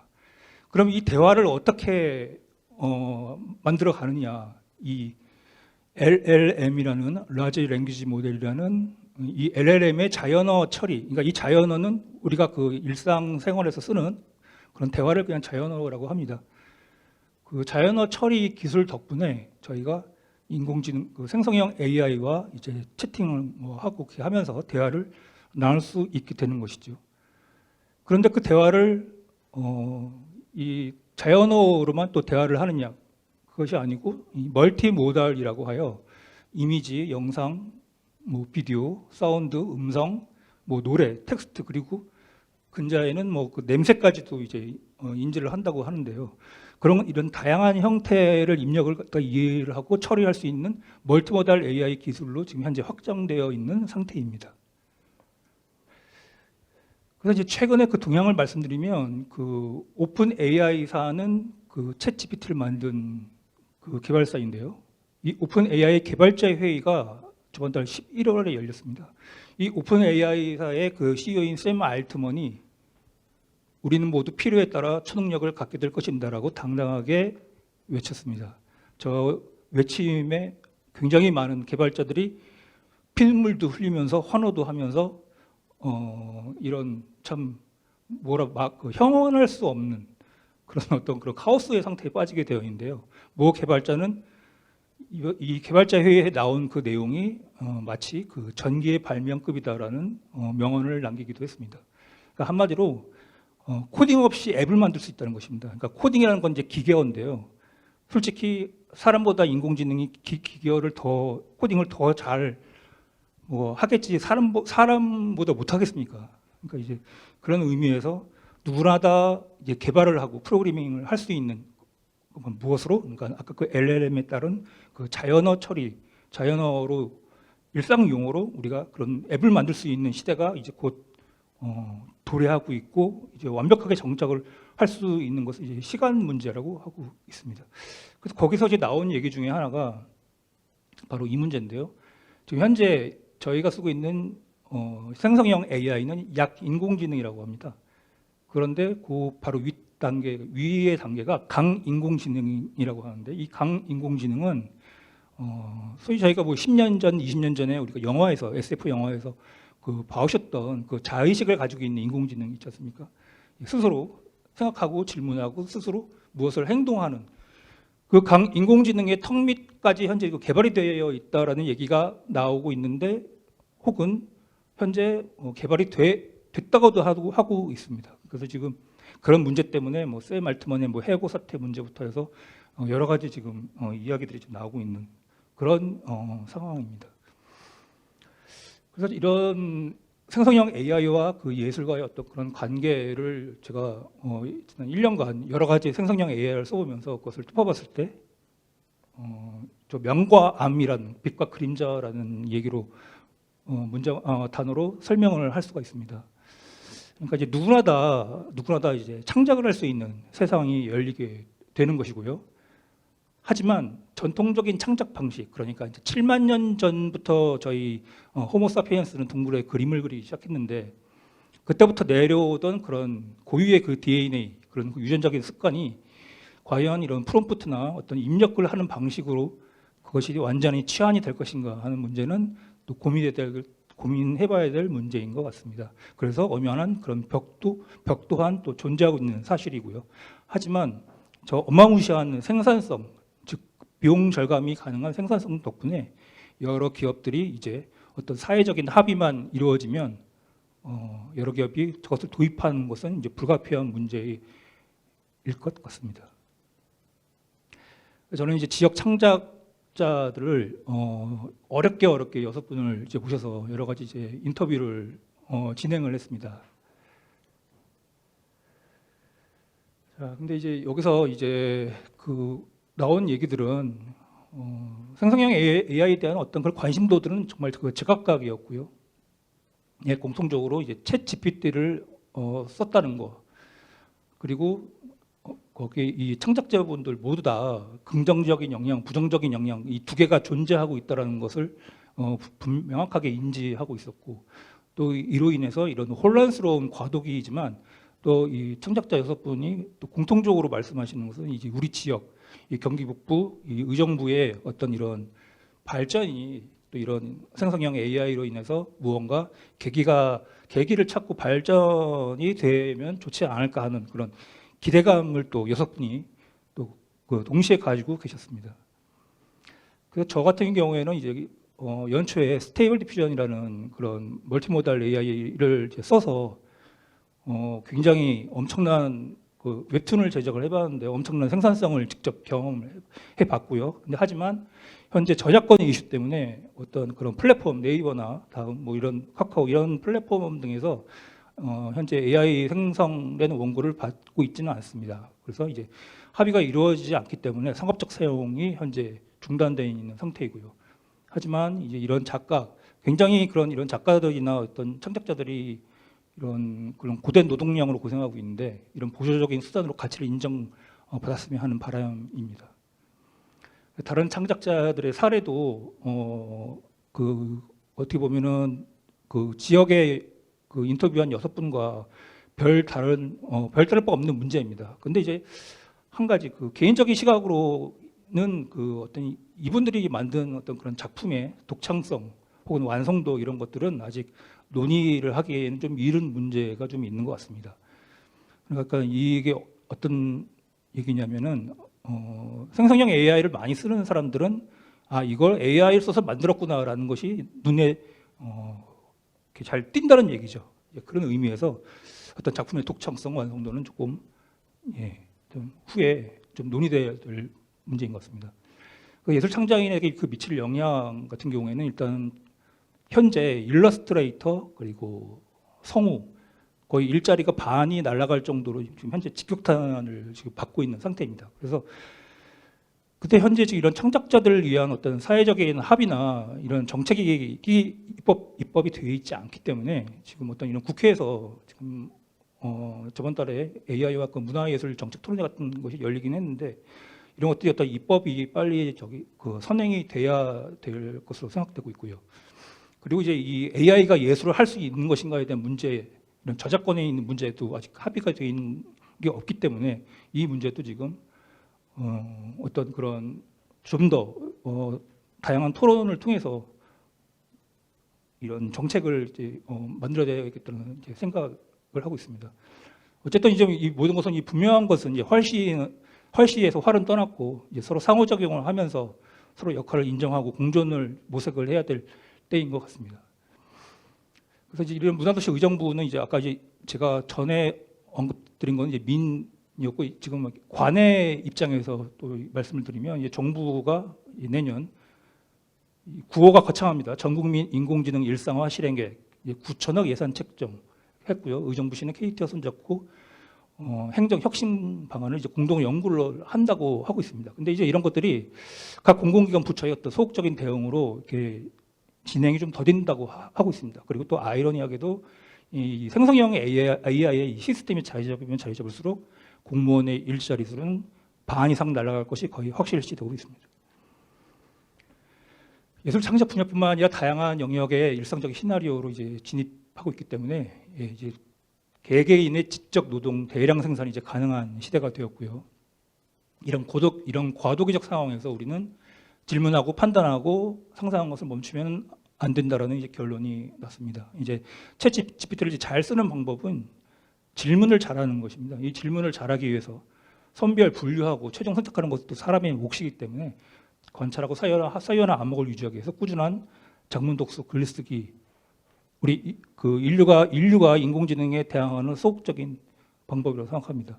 그런 의미에서 그 오전 세션에 있었던 그런 작은 도서관 연구 활성화 같은 방안 이런 것들이 많이 활성화됐으면 하는 바람이 굉장히 간절합니다. 제가 50페이지 쓴 걸 갖다가 챗GPT에 넣어서 이거 요약해 달라고 했습니다. 저보다 엄청나게 잘 요약해 줍니다. 하지만 이걸 쓰지 않았습니다. 저희 마지막 자존심이기 때문에 이것을 쓰지 않고 그런데 이것을 챗GPT와 이게 대화를 하면 할수록 나를 오픈해야 한다는 것을 느꼈습니다. 챗GPT한테 나를 완벽하게 뭐 하나 다 털면 털수록 챗GPT는 더더욱더 내가 원하는 답을 줍니다. 그래서 문득 개인 정보가 걱정이 됐습니다. 이상입니다.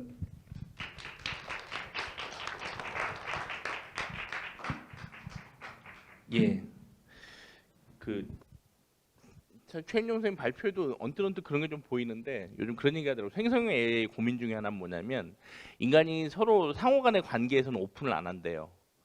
근데 얘한테는 오픈을 하기 시작한다는 얘기를 하더라고요. 그러면서 동시에 분명히 저 사람이 아니잖아요. 근데 우리 은연중에 자꾸 의인화한다라고 하는 고민들 이런 얘기들을 하고 있더라고요. 근데 최인용 선생님 말씀에도 얼핏 그런 얘기들이 좀 엿보이는 것 같아서 흥미로운 발표였습니다.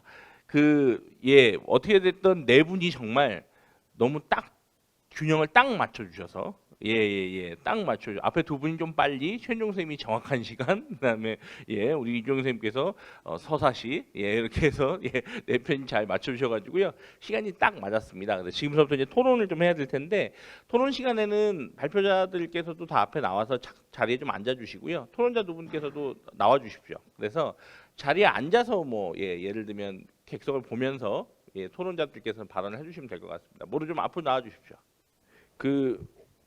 오늘 토론자로 두 분을 모셨습니다. 한 분은 이제 조한기 선생님이고요. 조한기 선생님은 해외 주민운동연대 활동가라고 포스터를 또 칭하시기도 했고 의정부 또 주민이시기도 하고요. 그다음에 이제 장영민 선생님은 의정부시 장애인종합복지관 사회복지사를 맡고 계십니다. 그래서 먼저 조한기 선생님부터 한 10분 내외 정도로 간단하게 토론 발표를 좀 이야기를 해주시고요.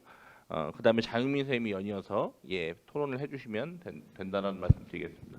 조한기 선생님 해주시죠. 네, 안녕하세요. 소개받은 해외주민운동연대 활동가 조한기입니다.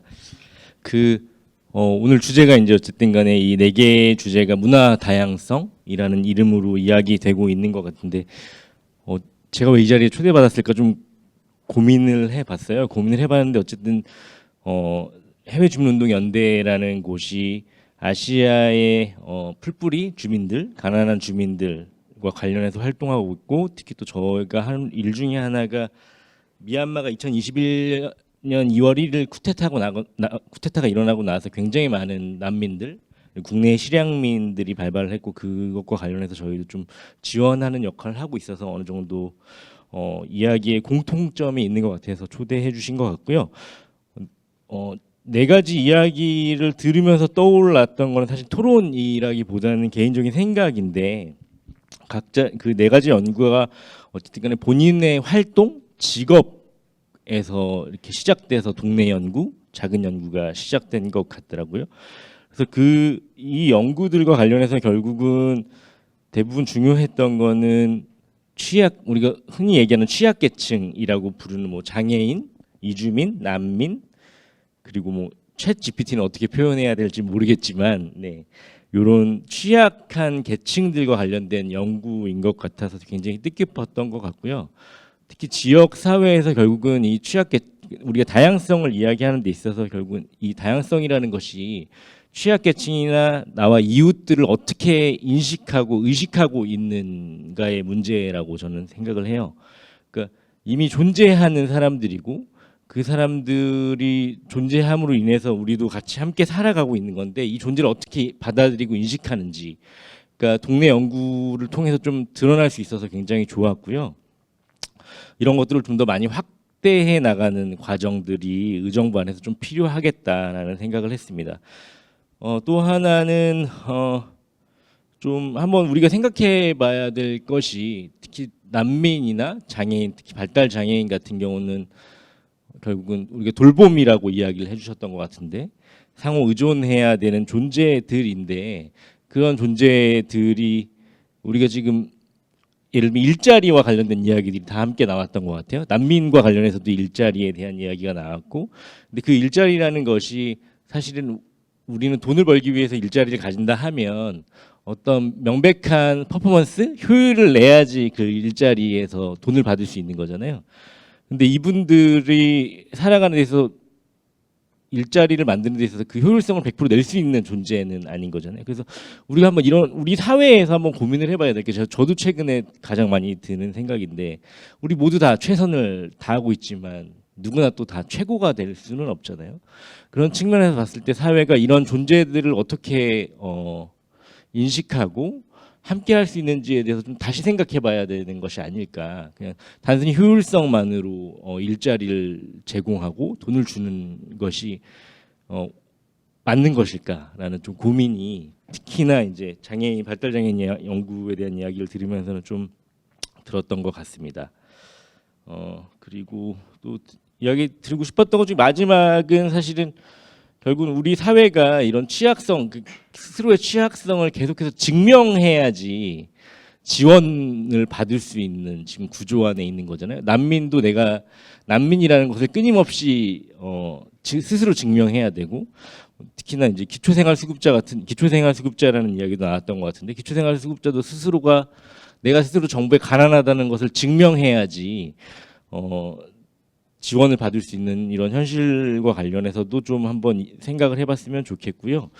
그리고 특히나 이제 심리 치료에 대한 이야기도 나왔고 또 난민분들이 겪는 어려움도 나왔고 이런 얘기들이 있는데 우리가 동네 연구를 하면서 결국은 이것이 연구로 끝나는 것이 아니라 우리 안에 또 다른 관계를 만들 수 있는 계기가 되지 않을까라는 생각이 들어서 이것들을 함께 계속해서 단순히 연구로 끝나는 것이 아니라 이 연구자들이 만들어진 관계를 통해서 지역에서 일어나고 있는 문제들, 이야기들을 함께 논의할 수 있는 장을 좀 다시 계속해서 만들어 나가면 좋겠다. 네, 그런 생각이 들었습니다. 일단은 제가 뭐 토론이라고 할 것까지는 아니고 그냥 이야기를 들으면서 느꼈던 점들을 말씀드렸고요.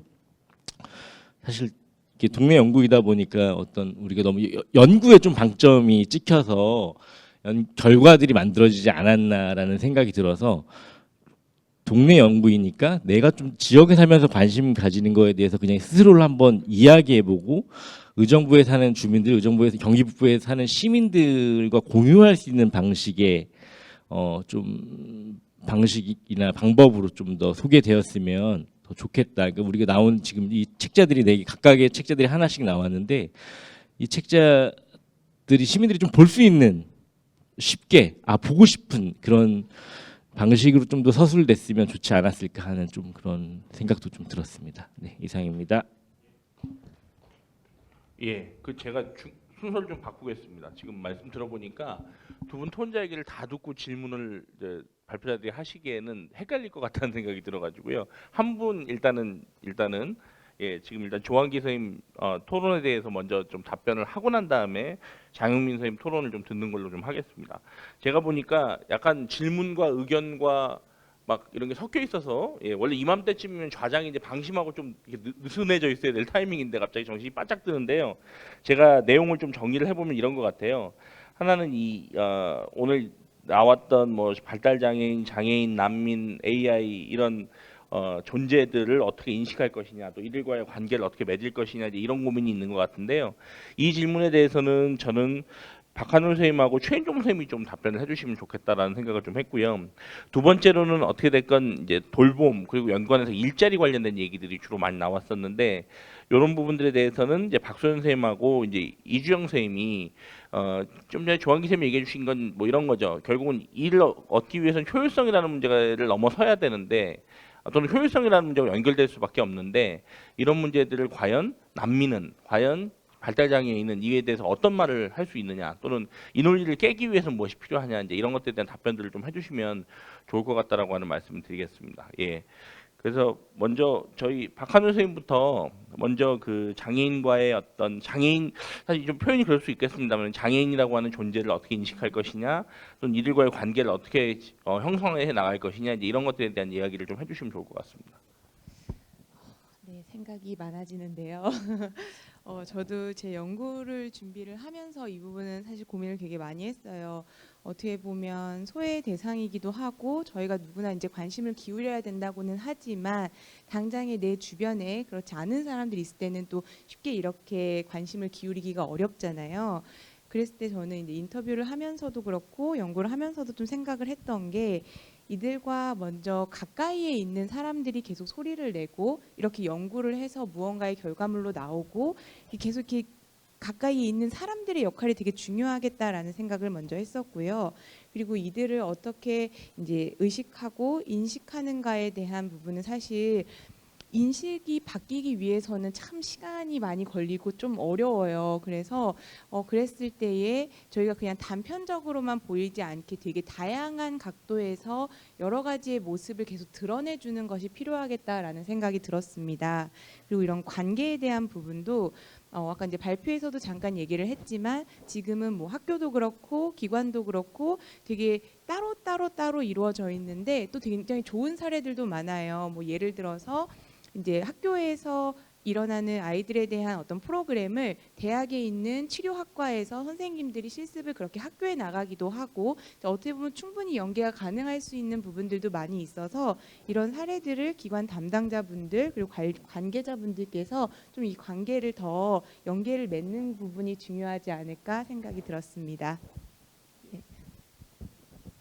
예, 최인종 선생님. AI랑은 어떤 관계를 맺어야 됩니까?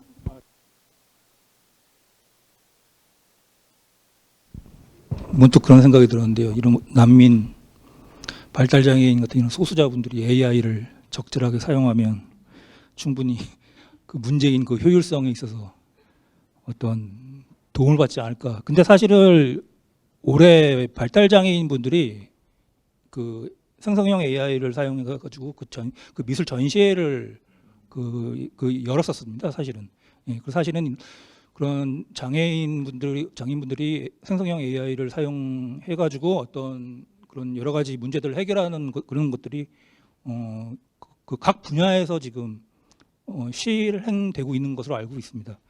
그리고 이제 그런 난민 같은 분들 예를 들어서 그런 언어적인 문제가 클 텐데 이런 언어적인 문제도 아마 생성형 AI로 인해서 그러니까 스마트폰만 있다면은 예, 그런 언어적인 문제의 어떤 그 격차가 많이 그 해소가 될 것으로 예상되고 있습니다. 예.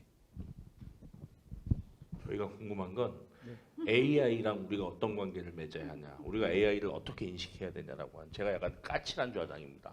예. 저희랑요. 예, 그러니까 AI는 이제는 어쩔 수 없습니다. 필요악입니다. 필요악인데. 예.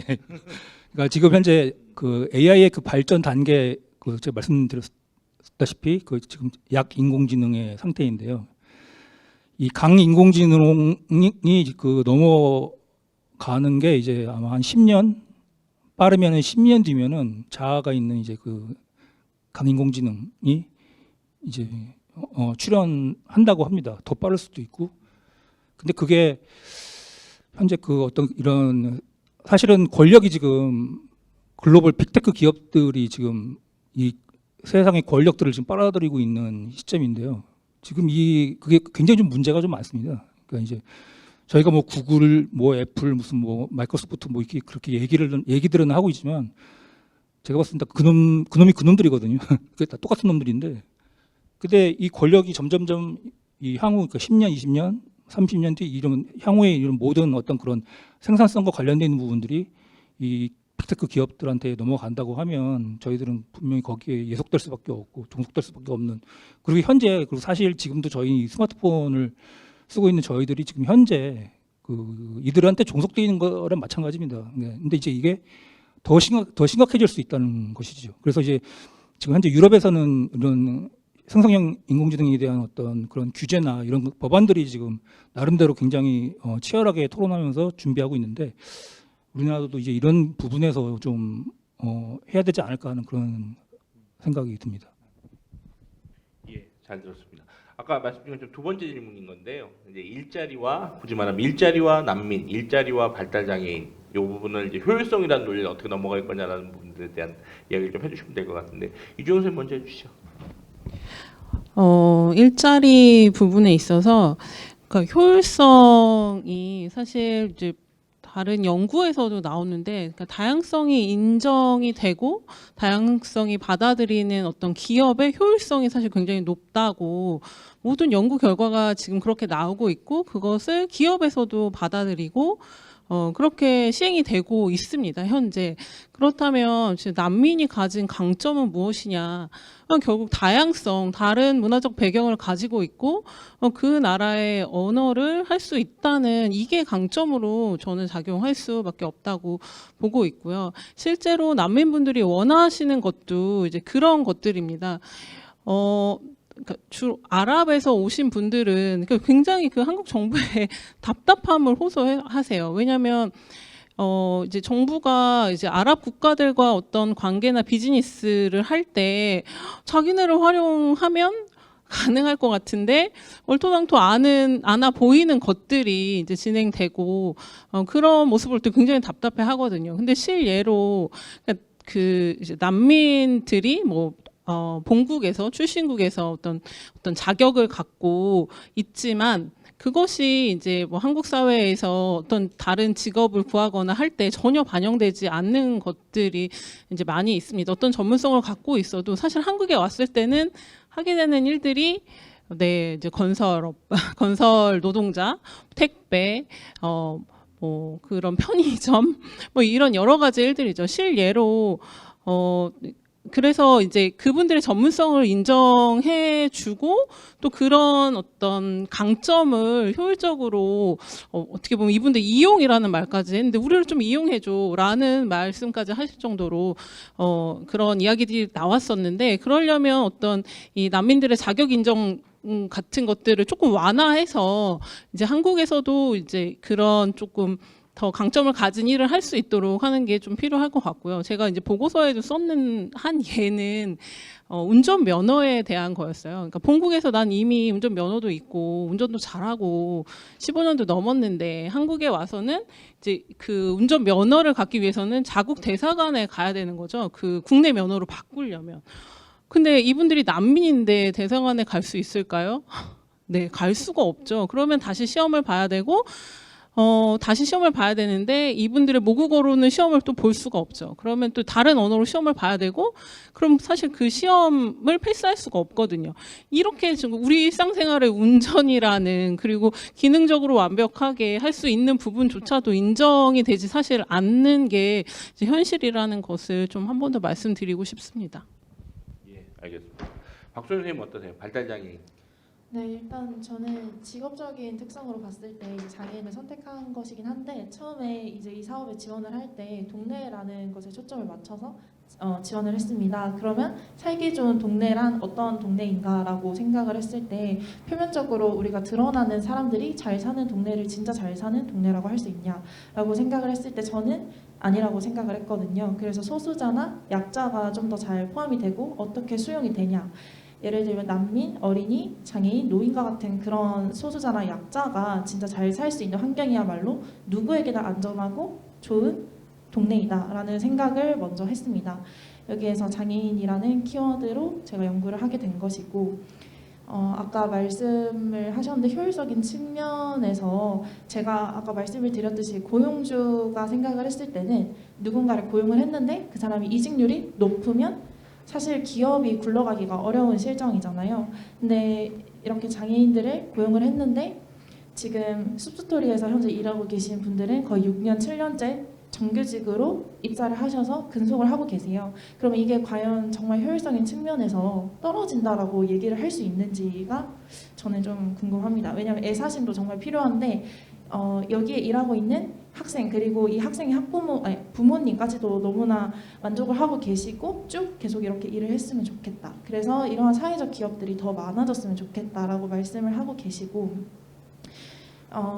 저는 어쨌든 모든 사람들이 수용되는 그런 사회가 되었으면은 한다는 마음이 좀 더 커요. 그래서 이게 효율적인 측면에서 빠르다, 뭐 더 많이 할 수 있다라고 하기보다는 모두가 다 수용되면서 건강하게 갈 수 있는 방식이 무엇인가를 이 사회가 고민을 해야 되는 문제라고 생각을 하고 발달 장애인 같은 경우에는 자폐성 장애인과 지적 장애인이 포함이 되는데 자폐성 장애인 같은 경우에는 반복적인 행동들을 훈련시키면 그것을 계속 하는 그런 특성을 가지고 있어요. 그래서 어떤 방식으로 훈련을 시키고 이 직업에 적응을 시킬 수 있냐. 그래서 그거에 대한 지원이 좀 더 필요할 것이고 그런 식으로 발달 장애인이 가진 기능들을 좀 더 활용해서 더 나은 사회가 되면 좋겠다는 생각이 들었습니다. 예, 같은 질문에 약간 다른 각도의 이제 답변들이 나왔습니다. 오래 기다리셨는데요. 장영민 선생님 그 토론 부탁드리겠습니다. 네, 안녕하십니까. 오늘 토론자로 참석하게 된 의정부시 장애인종합복지관 사회복지사 장영민입니다. 먼저 이 소중한 자리에 초청해 주시고 우리 지역사회 문화 발전에 함께할 수 있는 기회를 제공해 주신 의정부 문화재단 측에 감사드립니다. 저는 우리 지역 장애인 복지 현장의 실무자로서 오늘 발표해 주신 연구 내용이 너무나 소중한 자료라고 생각합니다. 실무에 임하다 보면 다양한 연구 자료를 참고하게 되는데 우리 의정부시 지역 단위의 연구 자료가 있다는 것은 실무자로서 우리 지역의 특성에 맞게 보다 명확한 방향성을 설정할 수 있는 사회 사업을 설계하는 데 큰 도움이 될 수 있다는 점에서 격하게 환영하고 싶습니다. 앞으로도 우리 지역을 토대로 다양한 방면의 연구가 활성화되길 기원하고 또 필요하시다면 이제 지역 장애인 관련 연구라던가 이런 부분에 도움이 될 수 있다면 저부터 실무에서 적극적으로 협조할 수 있도록 하겠습니다. 제가 속해 있는 장애인 복지 현장에 대한 이야기를 간략하게 좀 전해드리려고 하는데요.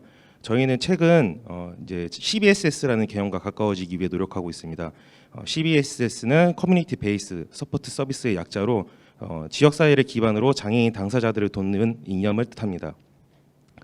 과거 서비스 제공자, 그러니까 즉 복지관에게 찾아오는 장애인 당사자를 중심으로 이제 사회복지사들이 사회 사업을 전개했다면 이제는 장애인 당사자가 지역 사회 안에서 즉 그들이 원래 속해 있고 편안한 범위 내 그리고 일상 속에서 녹아들 수 있도록 복지관이 지역 사회로 찾아가는 사회 사업을 실천하고 있습니다.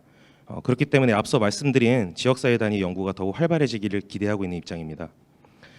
특히 오늘 박소연 연구원님의 연구와 박한울 연구원님의 연구는 제 실무와 굉장히 밀접한 부분들이 많이 있기 때문에 저에게 묵직한 메시지를 전해주셨다고 생각이 드는데요. 오늘 발표해 주신 자료는 저희 현장에 공유해서 우리 지역 장애인 당사자들이 더 나은 보통의 삶을 실현할 수 있도록 지원하도록 하겠습니다.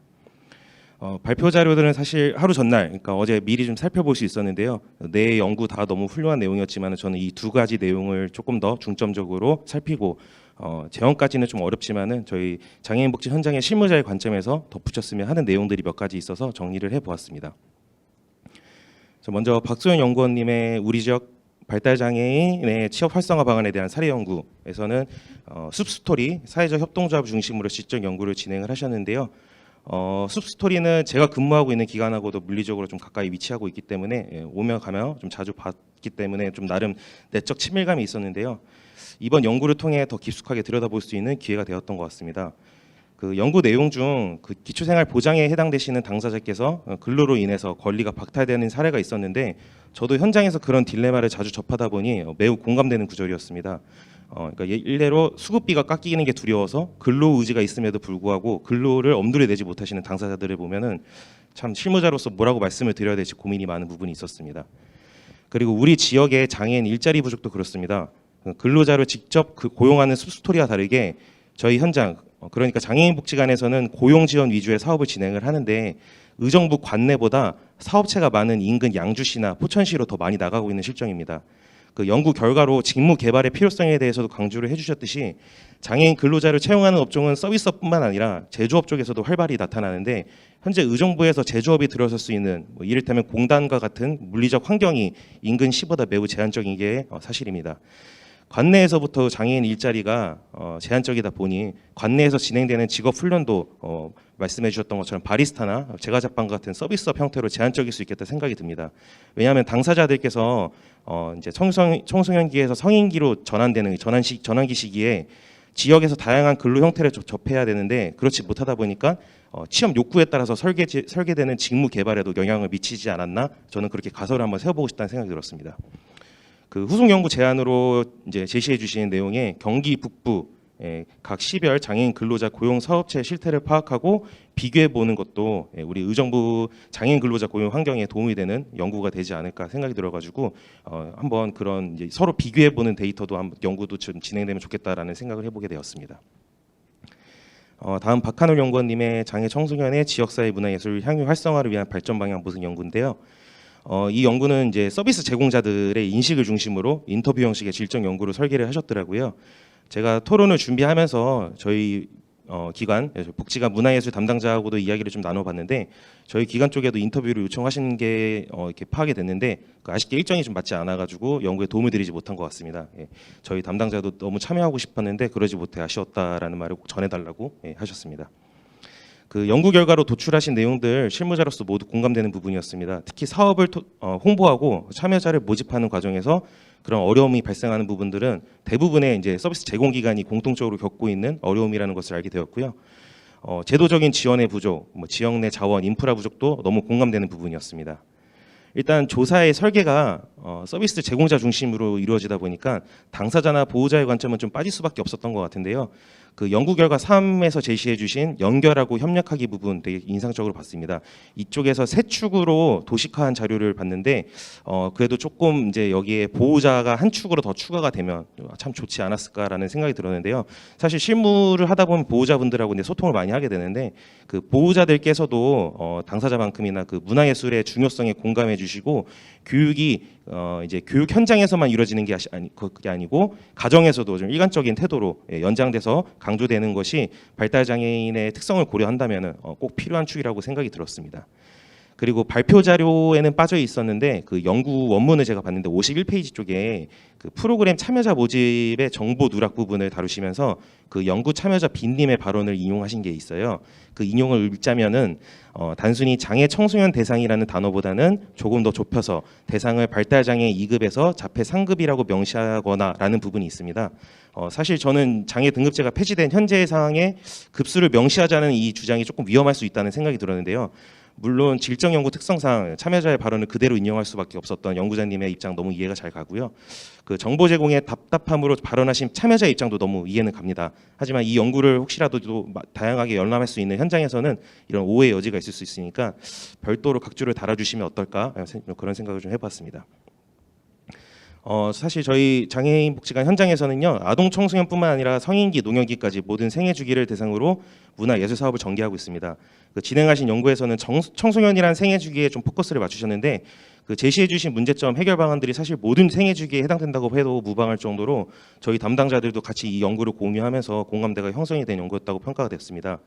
혹시 후속 연구 또 진행하실 의향이 있으시다면은 그런 생애 주기에 따른 세부적인 문화 예술 영역의 비교 데이터, 이를테면은 만족도부터 시작해서 그 효과성 검증까지 다루는 연구를 혹시 고려해 주신다면 저희 현장에서도 생애 주기에 따른 전문적인 문화 예술 사업을 설계하는 데 큰 도움이 되지 않을까 그런 생각을 하게 되었습니다. 네, 이상 두 연구 저희 실무자 관점에서 좀 살펴봤습니다. 저도 기관에서 조사 연구를 몇 차례 진행해 보면서 질적 연구로 이러한 연구 자료를 도출해내기까지 얼마나 고된 과정을 거치셨을까 조금은 가늠이 됐기 때문에 두 연구자분께 존경과 경애를 드리고 싶습니다. 미숙하지만 감히 덧붙인 내용들 부디 긍정적으로 수용해 주시면 감사하겠고 오늘 발표와 토론을 기회로 종종 저희 현장하고도 교류할 수 있는 기회가 되었으면 좋겠습니다. 네, 이상 발언 마치겠습니다. 예.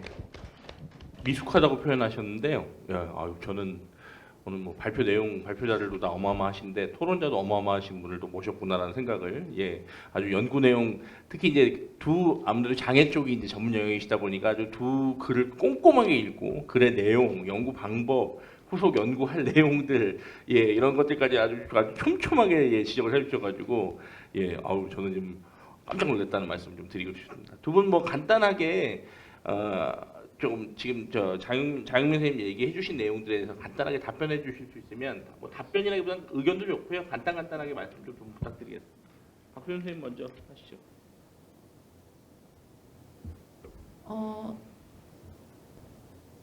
네, 다 어떤 질문을 던지셨는지 모르겠지만 어쨌든 의견을 주신 거잖아요. 저도 말씀해주신 부분을 참고해서 내년에 꼭 다시 참석을 하도록 하겠습니다. 아 좋습니다. 도장 찍으신 분이 벌써 나오셨네요. 박소연 선생님. 먼저 이렇게 사실 글을 쓰면 이걸 되게 꼼꼼히 읽어주신 것에 되게 감사해요. 이거 사실 쉽지가 않잖아요. 저희들이 양도 많고 또 관심사가 아니면 그렇지 않은데 되게 이렇게 피드백을 들으면서 정말 꼼꼼히 읽어주신 것에 먼저 되게 감사를 드리고요. 그리고 맞아요. 저도 여기 장애복지관에 인터뷰를 요청을 이제 드렸었는데 이게 조금 잘 맞지 않아서 같이 하기가 좀 어려웠어요. 근데 지금 이렇게 말씀해주신 부분들 정말 이번에는 청소년에 맞춰서 진행을 했지만 조금 더 이렇게 포커스를 넓혀서 좀 더 생애 주기별로 다음 단계 연구를 하면 참 좋겠다라는 생각이 들었고 또 거기에 함께 같이 연구를 해보는 것도 좋지 않을까 이 기관과 하면서 협력적인 부분에 대해서 또 제안을 드리고 싶습니다. 네, 감사합니다. 아주 훈훈한 시간이었습니다. 제가 조금 앞에 서둘렀던 이유 중에 하나는 앞서 일부에서도 조금 플로어에 좀 더 시간을 더 드렸으면 좋지 않았을까 하는 생각을 좀 했어요. 그래서 지금 제가 무려 20분의 시간을 확보했습니다. 그래서 플로어에 계신 선생님들 중에서 혹시 오늘 발표자들에 대해서 발표 내용 뭐에 대해서 궁금하신 거나 또는 의견이나 이런 것들이 있으시면 편하게 이야기를 좀 해주시면 좋겠다라고 하는 말씀을 드리고 싶고요. 플로어에 몇 분이 안 계세요. 몇 분이 안 계시기 때문에 웬만하면 해주셨으면 좋겠다는 말씀을 강하게 좀 드리면서 플로어에 마이크를 한번 넘겨보겠습니다. 어떠세요? 저희 오늘 두 번째 세션이 정말 흥미로운 내용들이 많이 있었는데 관련한 의견이나 또는 뭐 비판도 좋고요. 궁금한 것도 좋고요. 편하게 좀 말씀 부탁드리겠습니다. 안동대 마이크.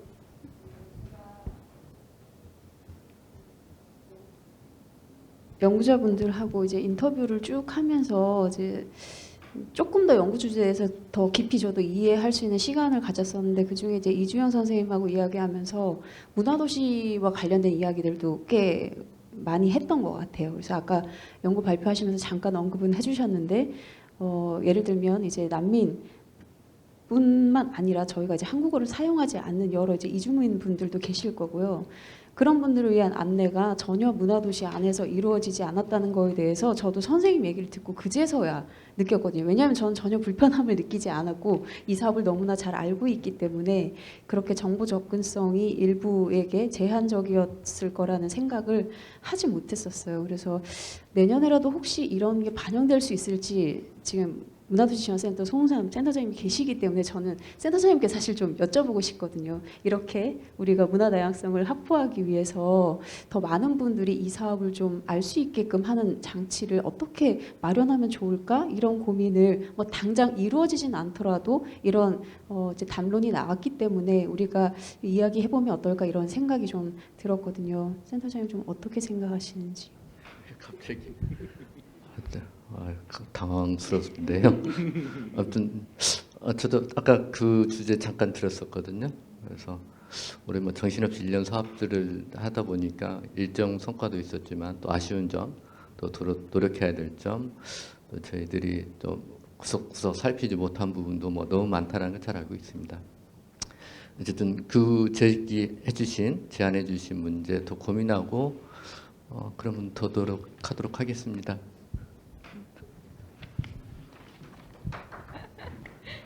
예, 저희 이 토론회는 경계를 막 넘나들고 있죠. 발표자, 토론자, 플로어뿐만이 아니라 관계자, 특히 핵심 관계자께서 예, 약간 약속의 발언들을 해주셔서 예, 오늘 일단 다시 어마어마하다는 말씀드리고 싶고요. 뭐 이럴 때는 동료회가 발의가 돼야 된다는 생각이 듭니다. 3부 세션에 발표를 하실 선생님들이 지금 와 계신 걸로 제가 알고 있는데 먼저 2부 세션 한번 선제 공격을 한번 부탁드리겠습니다. 맹평 선생님 오셨는데 혹시 궁금하신 거 있을 것 같습니다. 네. 저도 실은 이주영 선생님 발표 들으면서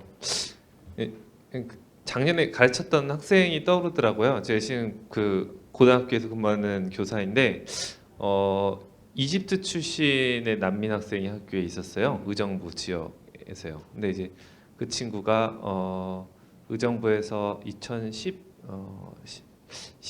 2015년쯤에 한국에 와서 지내다가 이제 인천으로 이사를 가더라고요. 근데 인천으로 갑자기 급하게 이사를 가게 돼가지고 왜 가게 됐느냐라고 이제 방학 때 물어보니까 여기 의정부 지역이 어떤 그 난민 출신 분들의 어떤 일자리가 취업을 할 수 있는 곳이 제한적이어서 같이 온 분들과 인천에 어떻게 취업 경로가 아버지가 뚫려가지고 그쪽으로 일을 하게 돼서 가게 됐다고 그런 이야기를 듣기도 했어요. 그랬을 때 좀 우리 지역에서 확실히 난민 신분의 분들이 거주하기에 참 안정적이지 못한 공간이구나 이런 생각이 참 많이 들더라고요. 근데 아까 좀 여기 이제 연구 자료집에도 있지만 구술 기록을 보니까 실제로 아예 기본적인 생계가 또 어려운 특히 참여자 A 분의 경우는 그러시더라고요.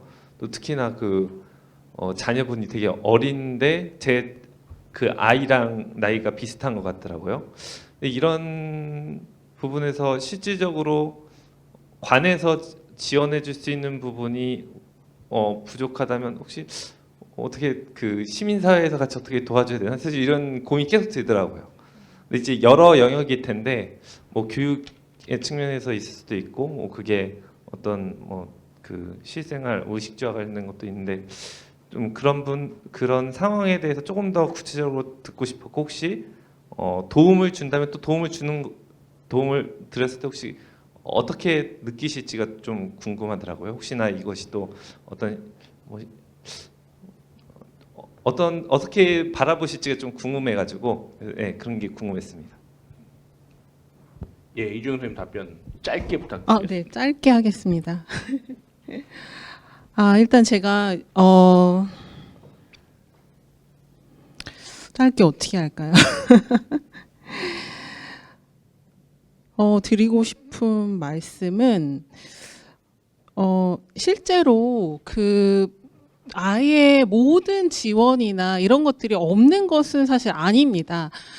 그리고 이 구술에서 이분들이 그런 말씀을 하셨어요. 만약에 뭐 이런 게 조금 되면, 뭐 지원이 좀 되면 상황이 좋아질 것 같습니다라는 구술이 있었고, 제가 이제 그거를 그대로 이제 썼는데, 그걸 본 그 현장의 전문가분이 그렇게 말씀하셨어요. 저는 이 말에 동의할 수 없습니다. 왜냐하면 9년간 자기가 이주 난민 상담을 했고, 단 한 번도 이런 신청이나 지원이 이루어지는 걸 현장에서 본 적이 없습니다. 그러니 이런 것들이 이루어진다고 뭐 좋아질 것이다라는 것은 너무 낙관인 것 같습니다라고 말씀하셨어요. 근데 제가 사실 그 얘기를 듣고도 그 문장을 지우지는 못했습니다. 왜냐하면 이제 그분의 구술이었기 때문에. 하지만 이제 연구 보고서에서는 굉장히 그 현장과 괴리되지 않게 쓰기 위해 조금 노력했던 부분이 있고, 도움을 어떻게 생각하느냐는 사실 제가 이야기하기가 좀 어려운 부분인 것 같아요. 그러니까 사실 제가 경험한 바로는 도움을 상당히 고마워하십니다. 그래서 정말 내가 요 정도밖에 안 도와드렸는데 이렇게 큰 감사, 고마움을 내가 받아도 될까? 난 너무 미안한데 그런 생각이 들 정도로 이분들의 약간 현실적인 어려움이 좀 크다고 보여집니다. 답변이 됐을까요? 예. 어차피 뭐 정확한 무슨 이건 뭐 수학 문제 푸는 건 아니니까요. 예, 감사드립니다. 예, 시간이 얼마 안 남았기 때문에 한두 분 정도 더 예, 아유 손 너무 감사드립니다. 예, 한 분이 손을 주셨네요. 간단하게 자기 소개 한 말씀 해주시고. 네, 저는 이제 시각 예술을 하고 있는 이동영이라고 합니다. 네, 올해 이제 그 협업 레스토랑으로 어제 오늘 내일이라는 AI와 예술이랑 그런 주제로 모임을 진행을 했었었고요. 저는 이 주제랑 되게 비슷한 최인종 선생님께 질문을 하나 드리고 싶습니다. 저는 이제 이 모임을 진행을 하면서 저는 AI를 도구적인 측면으로 봤었을 때 뭔가 공존을 해야 되는가 말아야 되는가라고 그렇게 고민을 하는 거는 저는 필요가 없다라고 생각이 들었습니다. 왜냐하면은 저희가 신석기 시대에 간석기가 나오고 청동기 시대에 청동검이 나오고 그런데 그런 간석기와 청동검이 나오는 걸 보고 우리가 이거랑 공존을 해야 되나 이런 부분을 고민하지 않았었고 증기기관이 나왔을 때도 증기기관이랑 그것들을 이제 공존을 해야 되나 고민을 하지 않았었다라고 생각을 했기 때문에 저는 철저하게 이 AI라는 것은 도구의 측면으로 봤을 때 우리가 공존을 하느니 두려움을 느끼느니 그런 측면이 아니라 시대 발달의 하나의 산물로서 생각이 드는데 혹시 이런 부분에 대한 의견은 어떠신지 한번 여쭤보고 싶습니다. 예, 맞습니다. 지금 현재 아까 말씀드린 그 약 인공지능이라는 그 생성형 AI는 도구적인 측면에서 봤을 때 훌륭한 도구가 맞습니다. 그리고 근데 문제는 이제 인공지능의 발전이 이 생성형 AI에서 멈추는 게 아니고 그것이 일반 인공지능, 강인공지능으로 발전되고 그것이 초인공지능으로 이제 계속 발전이 된다는 측면인 것이죠. 그러니까 예를 들어서 이제 자아가 있는 그 강인공지능이 출연을 한다면 그들이 만든 예술 작품이나 이런 것들이 그 작품으로 인정받기 위해서는 그러니까 지금 현재 우리는 인류세이지만 그러니까 그 MIT 뭐 박사가 말씀한 라이프 2.0에서 라이프 3.0은 이제 기계 인간도 생명으로 인정을 해야 된다. 그래서 그들이 만든 예술 작품도 예술로 인정을 해야 된다라는 측면에서 접근을 하고 있거든요. 그러니까 지금 현재는 그러니까 지금 시대상의 흐름을 봤을 때 지금 현재 생성형 AI가 이것이 뭐 이걸 써야 된다 안 써야 된다라는 거는 솔직히 지금 그 논의가 되는 게 저도 불필요하다고 생각하고 있고요. 이미 그냥 활시는 떠났고요. 이것을 써야 되는데 문제는 지금 그 업계 관계자들이 하는 말이 있습니다. 아니 어떻게 하루가 지나면은 뭐가 나오고 하루가 지나면 뭐가 나오고 이 발전 속도가 예측이 안 된다는 이제 것인 거죠. 그리고 이제 오픈 AI사에서 지금 돌아가는 그런 서버나 이런 것들이 지금 현재 그 생성형 AI는 저희가 인풋을 해야지 이제 아웃풋이 나오는 이제 그런 구도이지 않습니까? 근데 이제 자연스럽게 스스로 이제 학습을 하고 있다고 합니다. 그것이 이제 곧 그 강인공지능의 그 발전으로 들어가는 그 단계인 건데 그래서 그 일론 머스크가 저번에 우리 잠깐 이성 찾고 잠깐 우리 멈추자. 우리 지금 해야 될 논의들이 많다, 토론이 많다라고 한 얘기가 그런데 이제 샘 알트만 같은 경우에는 차라리 내가 이거 인공지능 이거 만들어 세상에 내놔가지고 이 세상에 있는 모든 부를 흡수한 다음에 내가 정말 이거 인류를 위해서 좋은 일 쓰겠다라는 식으로 지금 접근을 하고 있으니 그러니까 그런 어떤 향후 좀 미래적인 관점에서가 더 좀 문제라고 저는 생각이 듭니다. 예, 지금 현재보다는 현재 같은 경우에는 사실은 일자리 측면에 어떤 그런 것들이 좀 문제가 있긴 하지만 과거에 그 산업혁명 때 그런 그 공장 자동화 시스템, 뭐 포드 시스템 그런 걸로 인해서 어떤 장인들이 어떤 그런 일자리들 많이 잃었지만 하지만 결국에는 장인들의 진짜 장인도 살아남았거든요. 그리고 이제 카메라가 발명됐을 때 예, 뭐 이제 그림은 끝났다라고 했지만 뭐 그런 PDF 텍스트 뭐 그러니까 그런 스마트폰이 나오면 이제 책은 끝났다라고 하지만 아직 책은 또 그 나름대로 효용성이 있고요. 이제 그런 식으로 이제 어떻게 병립해서 양립해서 나아가지 않을까라는 생각이 듭니다. 예, 뭐 이 정도면 비교적 골고루 네 분에게 다 발언 기회를 드린 것 같아서요. 예, 제가 한두 분 정도 더 질문을 끌어내고 싶었으나 예, 좀 평화를 위해서 이쯤에서 플로어 질문을 마치도록 하겠습니다. 앞서 1부 세션에서는 시간이 너무 없다 보니까 나오신 발표자분들하고 토론자분들한테 30초밖에 시간을 못 드렸어요. 저는 파격적으로 1분 드리겠습니다. 1분 안에 오늘 나오시면서 발표하고 토론하셨는데 혹시 미처 못했던 얘기라든지 아니면 마지막으로 이 얘기를 꼭 좀 했으면 좋겠다라고 한 얘기들이 있으면 이야기해 주시면 좋을 것 같습니다. 최인종 선생님 이 순서로 가겠습니다. 예, 좀 전까지 이제 말씀하셨으니까 지금 말의 기운이 아직 남아 계시죠 지금. 말씀 부탁드리겠습니다. 예, 지금 제가 의정부 전문가 챗GPT를 지금 학습시키고 있습니다. 지금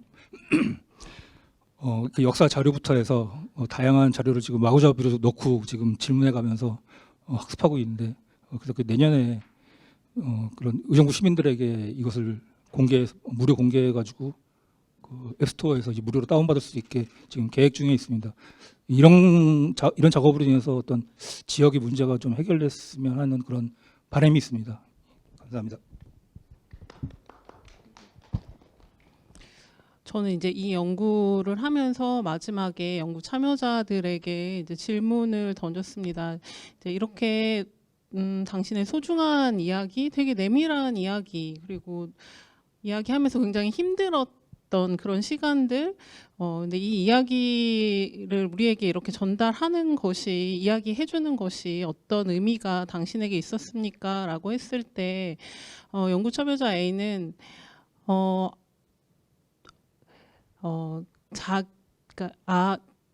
난민들의 이야기를 누군가 들어줄 수 있겠다라는 좀 희망을 가졌다라고 말씀해 주셨고요. 난민 참여자 B는 이건 정말 제가 나에게 너무 큰 의미라고, 너무 중요한 일이라고 사실 말씀을 하셨어요. 그분께서는 이제 뭐 난민과의 대화를 통해서 이제 시민들을 만나고 있고 그런 것에 대한 중요성을 또 너무 이렇게 알고 계신 분이고 실천하고 계신 분이어서 그런지 나에게 목소리가 있고 내 이야기를 누군가에게 할 수 있고 그것을 사람들이 더 많이 알았으면 좋겠다라고 이제 말씀해 주셔서 저는 사실 그 얘기를 듣고 더 나도 열심히 이런 이야기들을 시민들과 공유해야겠다라고 생각을 했고, 사실 이 연구를 하면서 문화도시 안에서 굉장히 많은 이런 다양한 문화적 배경을 가지신 분들하고 함께 했으면 하는 활동들이 사실 제 머릿속에 되게 많이 이렇게 떠올랐거든요. 그래서 내년에는 이런 자리에 좀 제가 아니라 그런 이주민 분들, 난민 분들과 함께 할 수 있는 자리가 꼭 같이 함께 이루어질 수 있으면 좋겠습니다.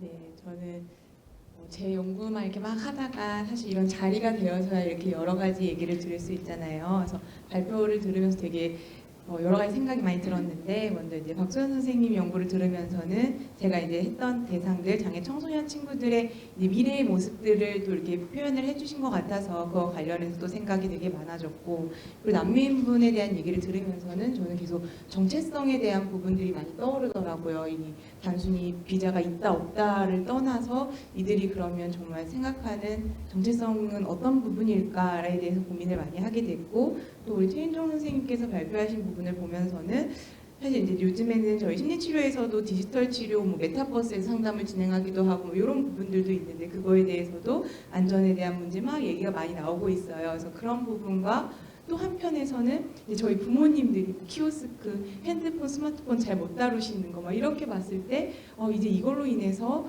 노인분들은 더 소외 대상이 될 수도 있겠구나 하면서 굉장히 여러 가지 막 생각들을 하게 됐는데, 그게 저희 이번 두 번째 세션인 문화 다양성을 정말 잘 포괄했던 부분이 아닐까 하는 생각이 들면서 어떤 문화 다양성이라는 게 국가, 인종, 나이가 아니라 정말 다양한 것들을 이렇게 수용하는 그런 자리가 되지 않았나 싶어서 다시 한번 이 자리를 빌어서 감사의 말씀을 드리고 싶습니다. 네, 감사합니다. 네, 저는 일단 3년차 특수교사인데 제가 2년 동안은 학교에서 일을 했고 지금 1년 의정부에 들어온 지 1년이 채 되지 않았는데 여기에서는 교육지원청에서 현재 근무를 하고 있습니다.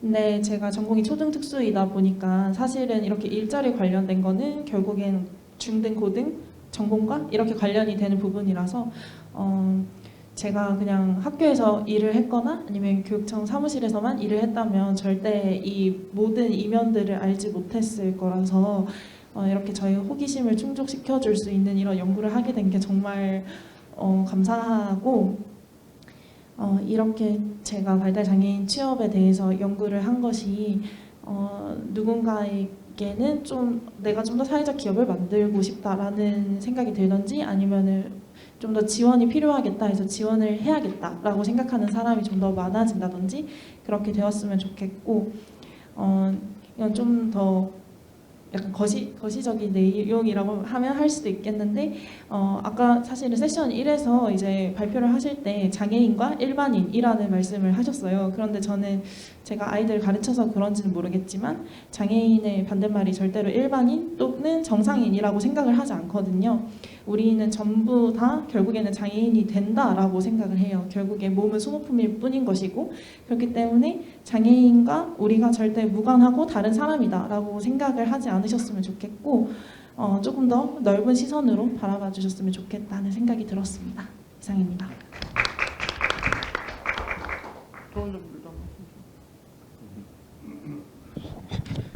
네, 저는 오늘 토론자로 이제 초청을 받으면서 사실은 제가 이제 장애인 복지를 실무를 하고 있는 입장이다 보니까는 뭔가 오늘 이 연구 결과 발표에서 좀 장애인 분야에 관련된 부분에 대해서 좀 뭔가 기대가 있을 거라고 생각을 했기 때문에 좀 그런 부분은 중점적으로 좀 고민을 많이 해봤는데 와서 또 난민 문제라던가 또 AI에 관련된 문제들을 듣게 되면서 개인적으로 좀 견문을 넓힐 수 있는 기회가 된 것 같아가지고 너무 감사드리고요.